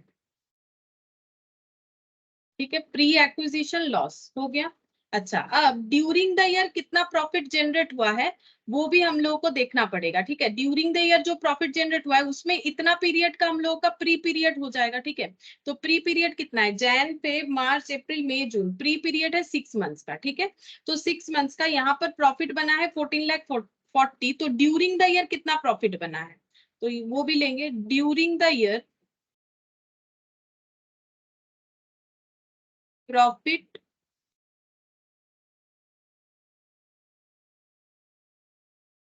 14,40,000 minus 24 lakh, मतलब 24 लाख तो नेगेटिव में है ही, ये लॉस है, प्लस 14,40,000 मतलब लॉस ही रह रहा है, ठीक है। तो ड्यूरिंग द ईयर का ये प्रॉफिट निकल के आ रहा है -14,40,000।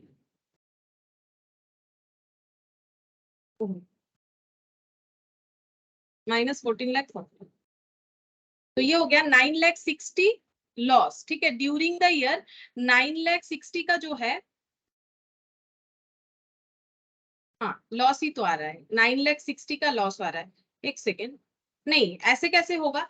अगर 24 लाख लॉस से 14,40,000 का प्रॉफिट हुआ है तो इसका मतलब ड्यूरिंग द ईयर चेंजेस तो कुछ हुआ, ऐसे नहीं होगा ना, कैलकुलेशन गलत हो जा रहा है। हम लोग का प्रॉफिट अगर दिख रहा है तो कुछ तो ऐड हुआ होगा तभी जाके ये ट्रांसफर हुआ है, तो ये हमें चेक करना पड़ेगा, ऐसे नहीं होगा तब तो लॉस हो जा रहा है।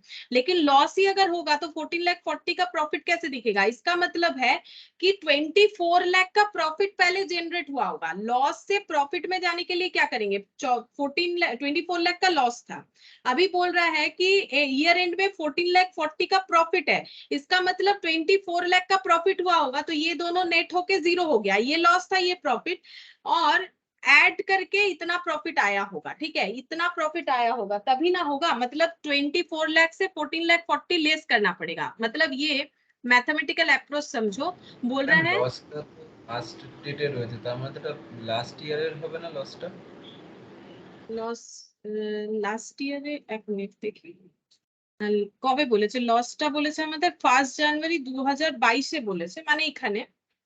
তারপরে বলেছে প্রফিট হয়ে গেছে, দেখো ক্রেডিট ব্যালেন্স 14,40,000, এটা বলছে ডিসেম্বরে, মানে বছরের শুরুতে যখন দেখেছে তখন ব্যালেন্স শিটে লস দেখা যাচ্ছিল, বছরের শেষে দেখলো ব্যালেন্স শিটে প্রফিট দেখা যাচ্ছে 14,40,000। ঠিক আছে, তাহলে আমাদের ডিউরিং দ্য ইয়ারে নিশ্চয়ই প্রফিট হয়েছে, তবেই তো প্রফিট দেখা যাচ্ছে, তাহলে আমাকে এটা ক্যালকুলেট করতে হবে ডিউরিং দ্য ইয়ারে কত প্রফিট হয়েছে। তো এটা ডাইরেক্টলি মাইনাস করলে কিন্তু হবে না, এটাই আমি বলতে চাইছি। মানে যেমন আমি এটা বলতে চাইছি, ধরো এখানে 10 টাকার লস আছে, ঠিক আছে, এবার আমি বলছি আমার বছরের শেষে 20 টাকার প্রফিট হয়ে গেছে, তার মানে আমার ডিউরিং দ্য ইয়ারে কত প্রফিট হয়েছে সেটা আমাকে আইডেন্টিফাই করতে হবে। তাহলে আমার 10 টাকার লসটা যখন 20 টাকার প্রফিটে ট্রান্সফার হয়েছে, তাহলে কি আমার প্রফিট 10 টাকা হয়েছে? এই দুটো লেস করলে তো ভুল হয়ে যাচ্ছে না? তাহলে আমরা কি করে বুঝবো আমাদের কতটা প্রফিট হয়েছে? এইভাবে বের করতে হবে। আমার 10 টাকার লসটা 20 টাকার প্রফিটে হয়েছে, মানে কি আমার 10 টাকা লস ছিল, প্রথমে আমার 10 টাকা নিশ্চয়ই প্রফিট যখন হয়েছে তখন আমার এই লসটা রিকভার হয়ে 0 হয়ে গেছে, তারপর আমার আবার 20 টাকা প্রফিট হয়েছে, তবে এটা 20 দেখা যাবে। এইভাবে ক্যালকুলেট করতে হবে। তাহলে এইভাবে ক্যালকুলেট করে আমাকে বলো কি ডিউরিং দ্য ইয়ারে আমাদের কতটা প্রফিট হয়েছে, তার মানে। বোঝা গেল আমি কি বলতে চাইলাম? এটা 24 লাখ, এটা 14,40,000, এটা তো যেভাবে ট্রান্সফার হয়েছে, তাহলে এটা কতটা চেঞ্জ হলে তবে এটা সম্ভব। মানে আমি দেখো, এই দেখো 10 টাকা যদি আমার লস হয়, আর আমি বলছি ইয়ার এন্ডে আমার 20 টাকা প্রফিট হয়েছে, তার মানে আমার ডিউরিং দ্য ইয়ারে চেঞ্জেস কি হয়েছে? নিশ্চয়ই আমার 10 টাকার প্রফিট হয়েছে, তারপর প্লাস 20 টাকার প্রফিট, মানে আমার 30 টাকার প্রফিট হলে তবেই তো 10 টাকা লস রিকভার করে আমার 20 টাকা প্রফিট হবে ডিউরিং দ্য ইয়ার। এইভাবে বের করতে হবে, এইভাবে বের করে বলো যে কতটা প্রফিট হতে পারে তাহলে। কারণ প্রফিট তো নিশ্চয়ই হয়েছে, ওই জন্যই তো বলছে 14,40,000 ইয়ার এন্ডে হয়েছে, আর এটা ইয়ারের স্টার্টিং এ বলেছে। কত হবে বল, ক্যালকুলেট করে দেখো। 48,40,000। আচ্ছা, মানে 38,40,000, আচ্ছা মানে 24 লাখ প্লাস হচ্ছে 14,40,000। হ্যাঁ,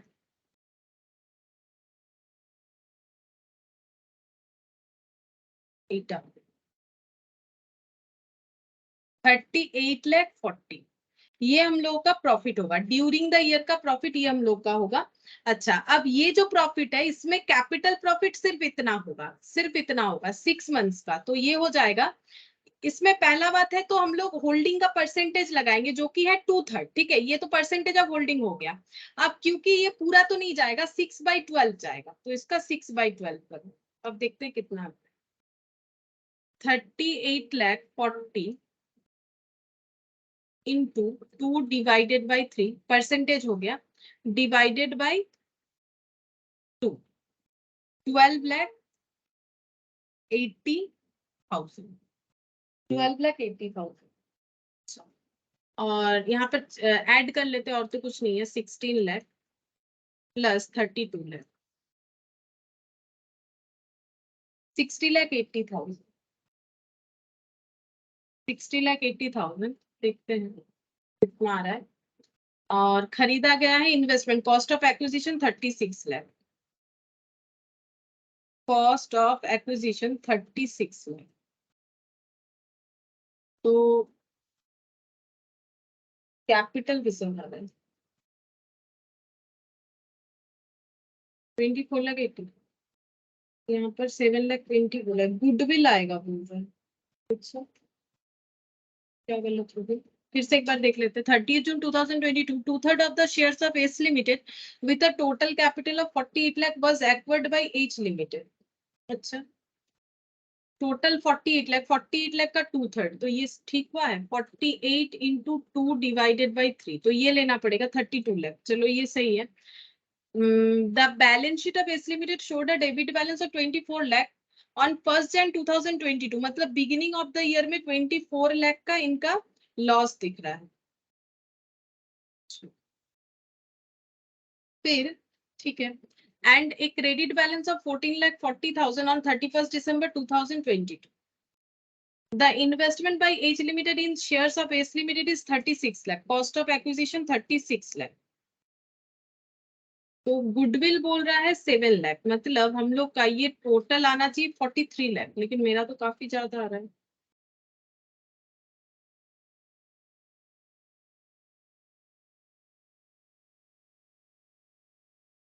₹24 लाख, ये तो पूरा ही इसका 2/3 एक्वर करना पड़ेगा। ठीक है, 2/3 16 लाख, 2/3 एक्वर करना पड़ेगा, यानी 16 लाख हो गया। और ड्यूरिंग द ईयर में जो कैपिटल प्रॉफिट आए, तो ड्यूरिंग द ईयर का प्रॉफिट हुआ होगा। ম্যাম যদি শুধু প্রি অ্যাকুইজিশন প্রফিটটা যদি শুধু 14 লাখ 40 নি তাহলে চলে আসছে ওটা, মানে লসটাকে সেট অফ করলে তখন এইটা আসছে, না হলে ওই অ্যানসারটা আসছে। আচ্ছা, 14 লাখ 40 নিয়ে যদি করি তাহলে হয়ে যাচ্ছে, মানে 14 লাখ 40 এইটা করতে হবে না, 2/3। হ্যাঁ ম্যাম, টু থার্ড করে হাফ করছি তাহলে চলে আসছে, যদি ওই আচ্ছা লসটাকে সেট অফ করতে যাই সঙ্গে তাহলে আসছে না। আচ্ছা, মানে 4,80,000 প্লাস 16 প্লাস 32 মাইনাস 36, 16%। ও, এটা মাইনাস হবে। আচ্ছা, হ্যাঁ এটা তো ভুল করে দিলাম, এটা মাইনাস হবে। 32 লাখ মাইনাস 16 লাখ, ওটা লস আছে না, মাইনাস হবে। প্লাস প্লাস 1280, 28,80,000, তাহলে 28,80,000 মাইনাস 36। হ্যাঁ আসছে, 7 লাখ হলো, চলে আসছে। হ্যাঁ গুডউইলই তো, ঠিকই আছে। আমি একটা জিনিস ভুল করে ফেলেছি এখানে, এইটা প্রি অ্যাকুইজিশন লসটাকে আমি লস আছে এটাকে নেগেটিভ না দেখি, মানে অ্যাড হবে কিন্তু এটা তো নেগেটিভ হবে, যেহেতু এটা লস আছে আমি এটাকে অ্যাড করে দিয়েছি, ওই জন্য এত বেশি চলে এসছে টোটালটা। এটা এইভাবে করা হয়ে যাবে। আর এই কনসেপ্টটা আমাদেরকে এইভাবেই রাখতে হবে, ঠিক আছে, এই কনসেপ্টটা এইভাবেই রাখতে হবে, কারণ আমার প্রফিটটা তার মানে এতটাই জেনারেট হয়েছে, তাহলে আমার চলে এলো 7,20,000। হুম, ऐसे हो जाएगा, देखो ऐसे करके ही होगा। मैंने ये 16 लाख जो है नेगेटिव नहीं दिखा के मैंने इसको पॉजिटिव दिखा दिया, जबकि ये लॉस है तो ये मेरा माइनस होना चाहिए, ठीक है। और ड्यूरिंग द ईयर प्रॉफिट को हम लोग ऐसे ही कैलकुलेट करेंगे। 38,40,000 प्रॉफिट कमाया होगा तभी ये लॉस एडजस्ट होकर 14,40,000 हो गया, ठीक है। अब इसका 2/3 और 6/12 इसीलिए किया क्योंकि इतना तक हमारा प्री एक्विजिशन प्रॉफिट था, तो 7,20,000 गुडविल आ जाए, ठीक है। अच्छा, अब देखो 4th नंबर में फिर एक छोटा सा क्वेश्चन दिया है, इसको भी कर लेते हैं। अच्छा, इसका करके देखो तुम लोग। S limited has a capital of 45 lakh in shares of 100 each. Out of this S limited purchase 75% shares of 52,50,000। S limited का जितना शेयर्स था उसको से उसमें से 75% एच लिमिटेड ने इतना देके खरीद लिया। The profit of S limited at the time of purchase of shares by H limited were 22,50,000, मतलब एक्वायर करने के टाइम का profit. S limited decide to make a bonus issue out of the capital profit of 1 share of 100 each fully paid for every 3 shares held. Calculate the cost of control after the issue of bonus share. Bonus share issue होने के बाद cost of capital क्या होगा ये हमें calculate करके दिखाने के लिए बोला है, ठीक है। तो हम लोग इसको ड्रॉ कर देते हैं। अच्छा, यहाँ पर बोला है कैपिटल है एस लिमिटेड का 45 लाख और 75% एक्वर्ड वाइड, कुछ एक्वर्ड डेट नहीं बोला है तो स्टार्टिंग में ही 45 लाख शेयर्स, 75% एक्वर्ड, ठीक है। अच्छा, इसमें बोल रहा है कितने, 52,50,000 देखे, ठीक है, 52,50,000 देके हुआ है। The profit of S limited at the time of purchase 22,50,000 profit.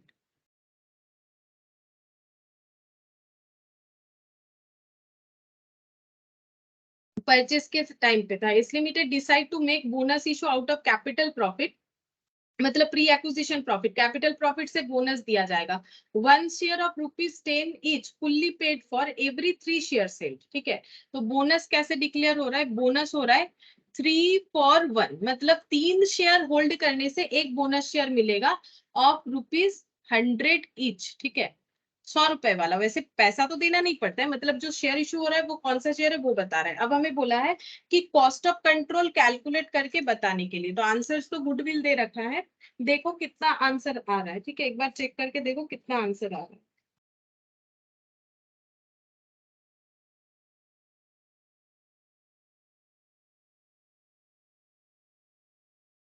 यहाँ पर calculation of cost of control, सबसे पहले इक्विटी शेयर कैपिटल।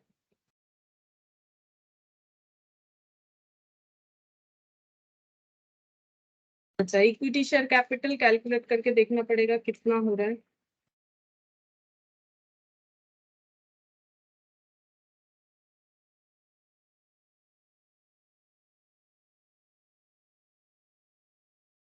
₹45 लाख का 75%।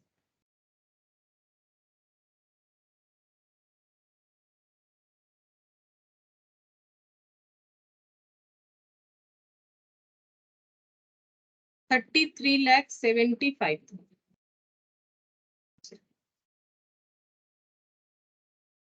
अब यहाँ पर ऐड करेंगे कैपिटल प्रॉफिट या फिर प्री एक्विजिशन प्रॉफिट। ठीक है, कैपिटल प्रॉफिट लिखो या फिर प्री एक्विजिशन प्रॉफिट, बात एक ही होगा। तो प्री एक्विजिशन प्रॉफिट 22,50,000, इसका 75%।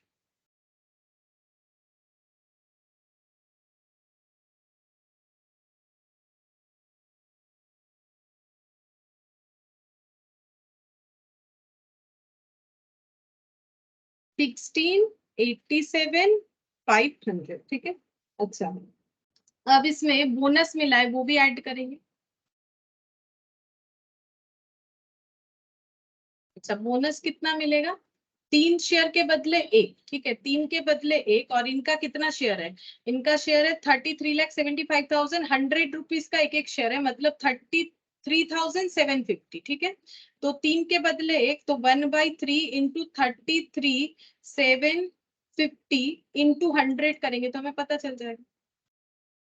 33,750 divided by 3 into 100, 11,25,000 plus 16,87,500 plus 33,75,000, 61,87,500, और कॉस्ट ऑफ एक्विजिशन लेस करेंगे।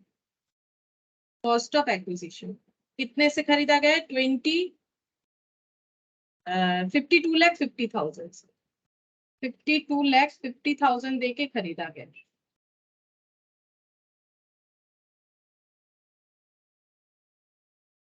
9,37,500।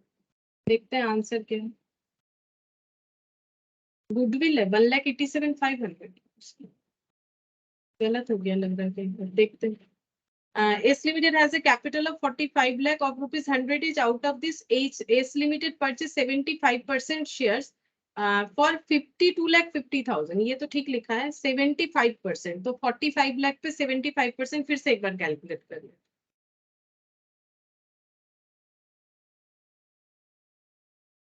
33,75,000। ठीक है।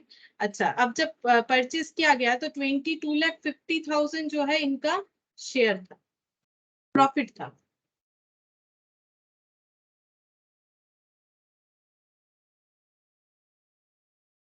$16,87,000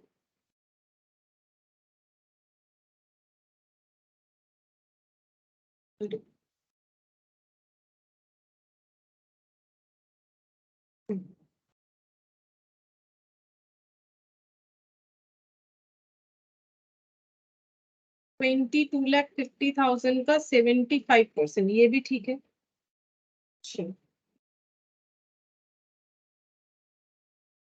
बोनस जो है ये भी हमें मिला है, तो ये भी ऐड होगा जैसे डिविडेंड के केस में होता है। तो बोनस का कैलकुलेशन गलत हो गया, 3 for 1 चेक करते हैं।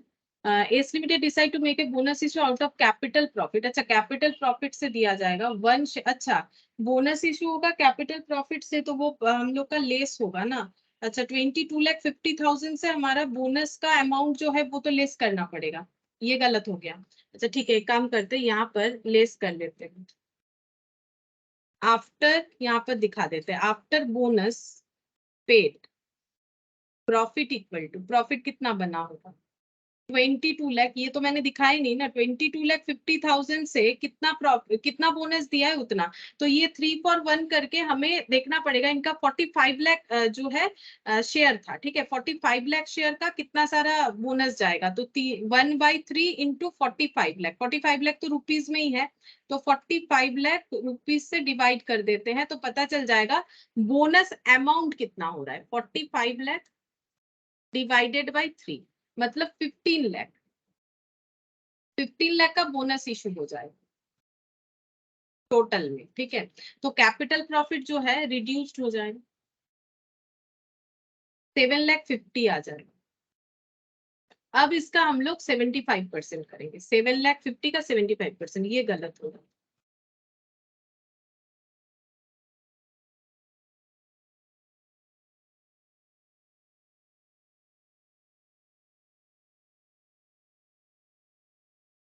$5,62,500 प्लस 3375 प्लस 1125,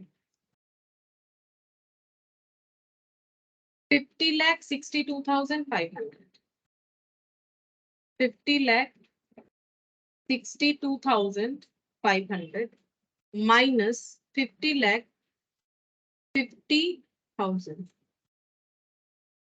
1,87,500, 1,87,500। चेक करते हैं आंसर क्या है।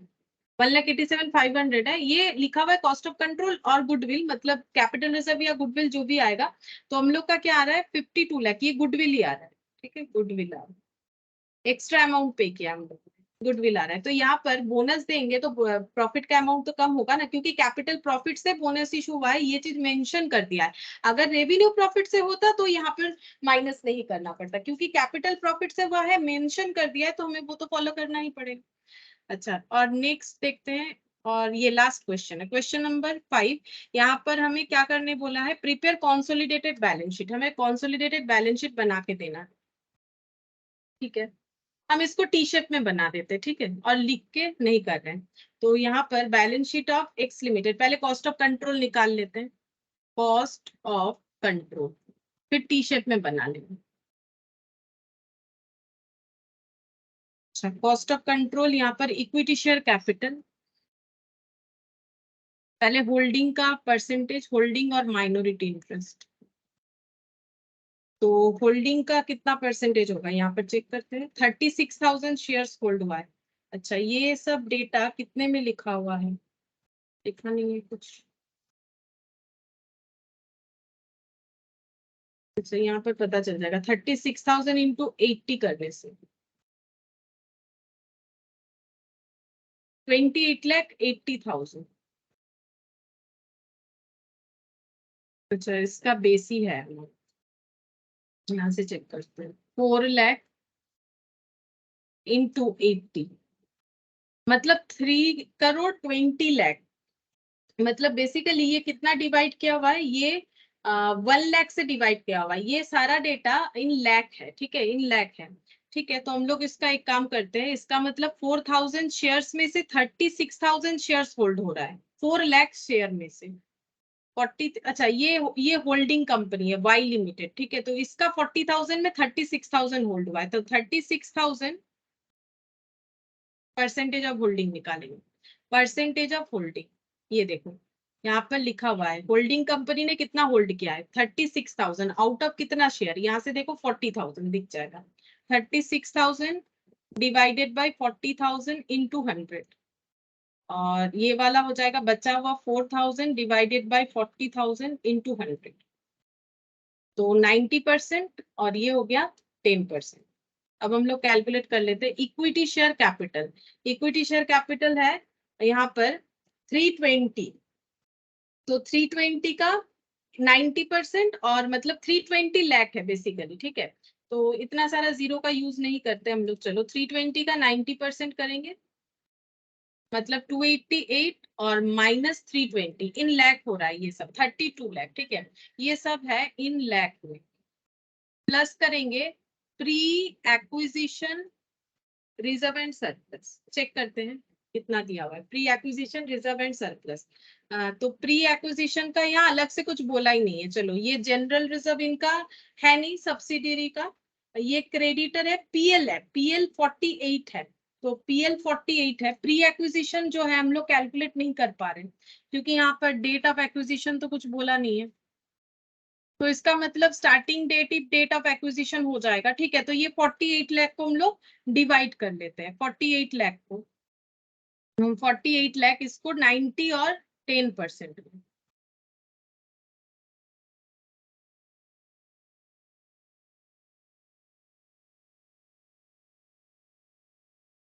43.2 माइनस 48, 4.8 रिजर्व हो गया।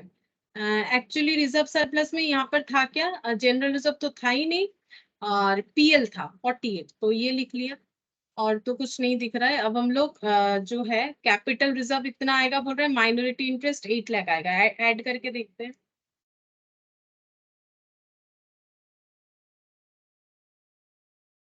36.8 आ गया, 8 लाख आना चाहिए।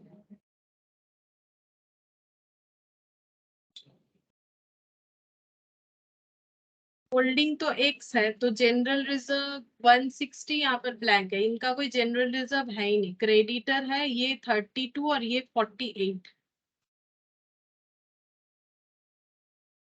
48 है। अच्छा 48 लाख, अब बोला नहीं है कि प्री है कि पोस्ट है, तो प्री एक्विजिशन ही मान लिया मैंने, 48 लाख का मैंने डिस्ट्रीब्यूशन किया, गलत क्या है, गलत तो नहीं होना चाहिए। 38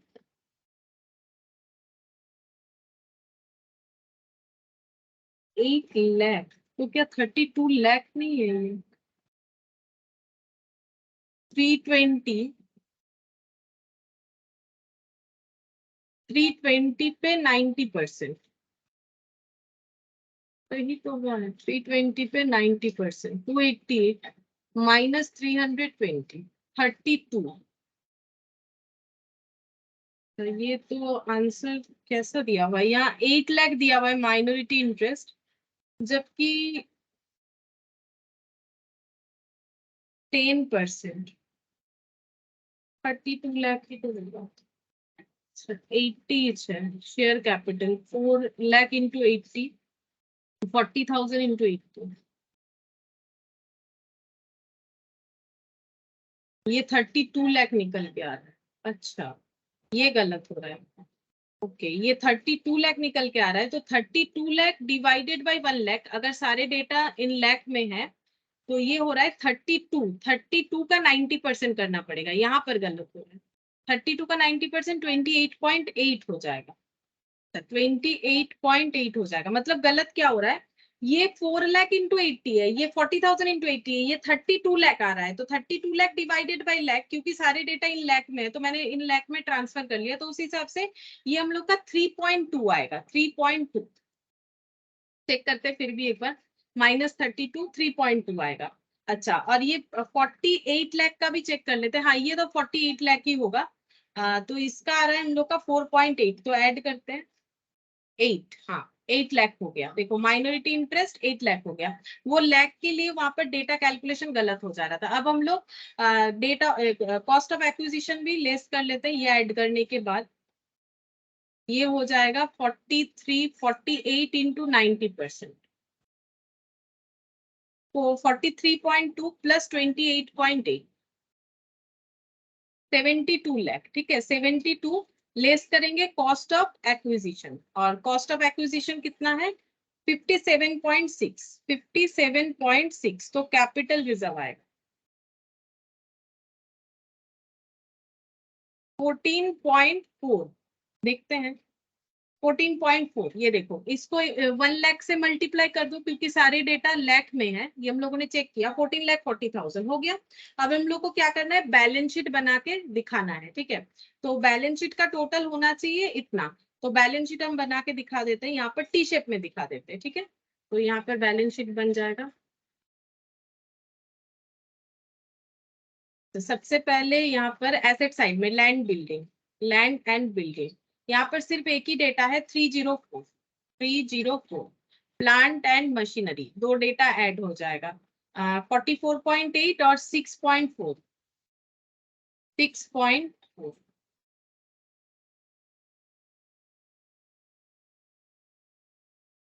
51.2। अच्छा, इसके बाद ये वाला तो नहीं पुट होगा, डेटा 96 + 16।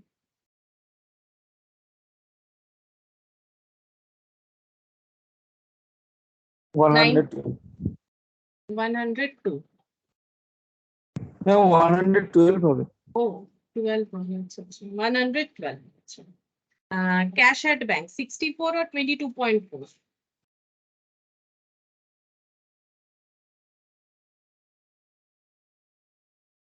68.4। और क्या गुडविल जनरेट हुआ कि कैपिटल रिजर्व? ये वाला हम लोगों ने कम दिया, capital reserve generate liability side में आएगा। इसका टोटल कर लेते हैं, देखते हैं क्या आंसर आता है। 51.2 304 + 112 + 86.4 553.6। देखते हैं आंसर क्या था। आंसर मैच नहीं है। 553। तो ठीक है, इधर देखते हैं क्या गलत हो गया, इधर लिख के देखते हैं। तभी तो लिखा मैंने, land building 304, plant and machinery 44.8 और 6.4, ठीक है। शेयर्स इन, ये तो ओ नहीं, ये तो लिखना नहीं है हमें, डेटर तो लिख लिया मैंने 96 और 16। कैश एट बैंक 64 और 22.2, ठीक तो किया है। ठीक है, देखते हैं, इधर लिख के देखते हैं। कैपिटल, इक्विटी शेयर कैपिटल कितना आ जाएगा, ये एक्स लिमिटेड का आ जाएगा 320। जनरल रिजर्व, जनरल रिजर्व कैसे लिखेंगे, जनरल रिजर्व हम लोग का यहाँ पर 160, इनका तो है नहीं, चलो ठीक है 160। अच्छा, इधर क्रेडिटर 96 और 6.4, क्रेडिटर 96 और 6.4 मतलब 102.4। अच्छा, इसके बाद पीएल 32 और 48, तो पीएल कैसे लिखेंगे, होल्डिंग का लिखेंगे 32, और यहाँ पर ऐड होता है सिर्फ पोस्ट एक्विजिशन वाला, तो पोस्ट एक्विजिशन यहाँ पर कुछ नहीं होगा, पूरा ही प्री एक्विजिशन, डेट नहीं बोलने से प्री एक्विजिशन माना जाता है। तो ये 0, तो यहाँ पर 32 आ जाएगा, ठीक है। और कैपिटल रिजर्व आ जाएगा, कैपिटल रिजर्व, कैपिटल रिजर्व कितना आया है 14.4। 14.4, ये आंसर तो मैच हुआ है, फिर ओवरऑल क्यों नहीं मैच हो रहा है। 14.4 टोटल करते हैं, 320 + 160 + 102.4 + 32 + 14.4 628.8। अलग अलग जगह पे अलग अलग आ रहा है, 628.8। फिर भी आंसर के साथ इधर तो मैच नहीं हो रहा है। 304 + 51.2 + 112 + 86.4। जरूर क्वेश्चन में टैली नहीं हुआ होगा, चेक करें एक बार। 300 इधर चेक करते गलत है क्या नहीं। 304 44.8 + 57.6 + 96 + 64।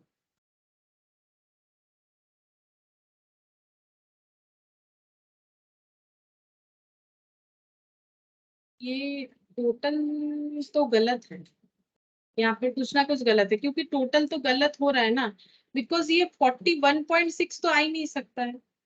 मतलब चेक करते हैं, मतलब क्वेश्चन में कहीं तो कुछ मिस है। 6.4 + 16 + 22.4, 44.8 हो रहा है, जबकि यहाँ लिखा हुआ है 41.6।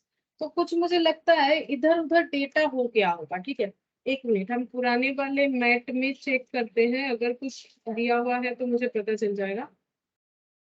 हाँ, ये देखो टोटल यहाँ पर जो है ओल्ड मैथ्स में हम देख रहे हैं, यहाँ पर एसेट का टोटल हम लोग का है, हाँ ये ठीक लिखा हुआ है 44.8, 6.4, 57.6, ये 96 और ये 16, 64, 22.4, और एक कैश एट बैंक भी है। ये कैश एट बैंक है, ये दोनों टोटल नहीं है। ठीक है, ये दोनों कैश एट बैंक इतना इतना है, और ये सबका टोटल आ रहा है 608 और 686.4, ये आ रहा है इधर वाला 86.4। ठीक है, ये इधर ना पूरा नहीं दे रखा है, तो 41.6 और 41.6 हमें लिखना पड़ेगा एसेट साइड, मतलब समझ गए, ये टोटल नहीं है, ये कैश एट बैंक है। ठीक है, टोटल किया हुआ ही नहीं है, टोटल करना पड़ेगा। ठीक है, तो यहाँ पर हम लोग लिखते हैं कैश एट बैंक। देखो कैश एट बैंक 41.6 करके 2 बार आ जाएगा, मतलब ये डेटर है। अच्छा, तो क्या क्या गलत लिख दिया मैंने? लैंड बिल्डिंग लिखा, plant machinery, plant and machinery ये लिखा। अच्छा, डेटर 96 और 16, और कैश एट बैंक 64। ओ अच्छा, यहाँ पर और एक कोई डेटा है, ये डेटर है कैश एट बैंक, और ये भी कुछ एक डेटा है, इसका नाम नहीं दिया है, तो एक काम करते हैं कैश और ये बैंक बैलेंस बोल के लिख देते। ठीक है, अब नाम नहीं दिया हुआ है तो क्या करें, 41.6, 41.6, ये भी कोई डेटा है, ये लोग बोल रहा है ये कोई डेटा है, क्योंकि इसका टोटल करने से आ रहा है इधर 608 और इधर 86.4। देखते हैं 41.6 करके 2 टाइम्स, तो ये हो गया 83.2। अब चेक करते हैं 83.2, 86.4, 112, 51.2 और 302, 636.8, 636.8 आंसर आया। ये देखो 636.8 मिस प्रिंट है, यहाँ पर नाम भी नहीं दिया हुआ, ये डेटा क्या होगा, इसलिए मैंने कैश और बैंक ऐसे मान लिया, एजम्पशन ले लिया। ठीक है, यहाँ पर थोड़ा सा मिस प्रिंट है, आई होप कि समझ रहे हो हम क्या बोल रहे हैं। यहाँ पर टोटल करना पड़ेगा, टोटल मिसिंग है, ये टोटल नहीं है, ये एसेट साइड में कुछ एक और डेटा होगा जो कि यहाँ पर नाम नहीं दिया है, तो हम उसको बैंक मान लिए। ठीक है, अच्छा अब इधर लाइबिलिटी साइड का देखते हैं, इसमें भी हम टैली करते हैं, मेरे पास जो पुराना मैट है उससे कि प्रॉब्लम क्या होगा। 608 और 86.4, अच्छा इसमें हम लोग का 320, यहाँ पर 32, अच्छा 32, ये 32 लिखना चाहिए, ये देखो गलत लिखा हुआ है, 320 4 लाख इंटू 80, 40,000 इंटू 80, ये 32 होगा। ठीक है, ये 32 होगा। अच्छा, जो भी इसका इम्पैक्ट तो आ नहीं रहा है, वैसे भी जनरल रिजर्व 160, 96 और 6.4, 32 और 48, चलो ये ठीक है। अच्छा, ओ माइनॉरिटी इंटरेस्ट नहीं लिखा ना, इसीलिए माइनॉरिटी इंटरेस्ट नहीं लिखा मैंने, कहाँ लिखे, यहाँ लिख देते, फिलहाल जगह नहीं है, माइनॉरिटी इंटरेस्ट 8, इसीलिए इधर का तो ठीक ही था, 8 ऐड कर लेते हैं, उतना ही आ जाएगा। 636.8, 8 ऐड कर लेंगे तो इतना ही आ जाएगा, 636.8। ठीक है, तो क्योंकि तुम लोग का एमसीक्यू बेस्ड रहेगा तो इस तरह का क्वेश्चन ही आएगा, पूरा तो करने के लिए देगा नहीं, तो इस तरह का जो है हैबिट रहेगा, तो ऐसे टी शेप में भी कर सकते हैं हम लोग। ठीक है, तो ओल्ड सिलेबस के लिए क्योंकि हमारा एमसीक्यू पैटर्न रहेगा, तो ऐसे हम लोग इजीली कर सकते हैं। यहाँ थोड़ा सा गलत दिया हुआ है क्वेश्चन। ठीक है, इसको जो है मैट में रेक्टिफाई कर सकते हो, जबकि ओल्ड मैट में मुझे दिख रहा है रेक्टिफाई किया हुआ ही है, ये यहाँ पर नहीं होगा, ये न्यू मैट मैंने ओपन कर रखा है। ठीक है, और अगर हमें करके भी देखना होता तो हम लोग ऐसे नहीं करते। ठीक है, अगर करके देखना होता ऐसे नहीं देखेंगे हम लोग, तब जैसे कर रहे हैं वैसे करेंगे, ये तो मैंने शॉर्टकट में करके दिखा दिया, ऐसे करके हमें करना पड़ता है अगर कंपनी अकाउंट्स हम लोग फॉलो करते हैं। तो देखो हम लोग का कंसोलिडेटेड बैलेंस शीट कंप्लीट हो गया, नेक्स्ट हम लोग कुछ और टॉपिक करेंगे। ठीक है, तो आज यहाँ तक ही करते हैं।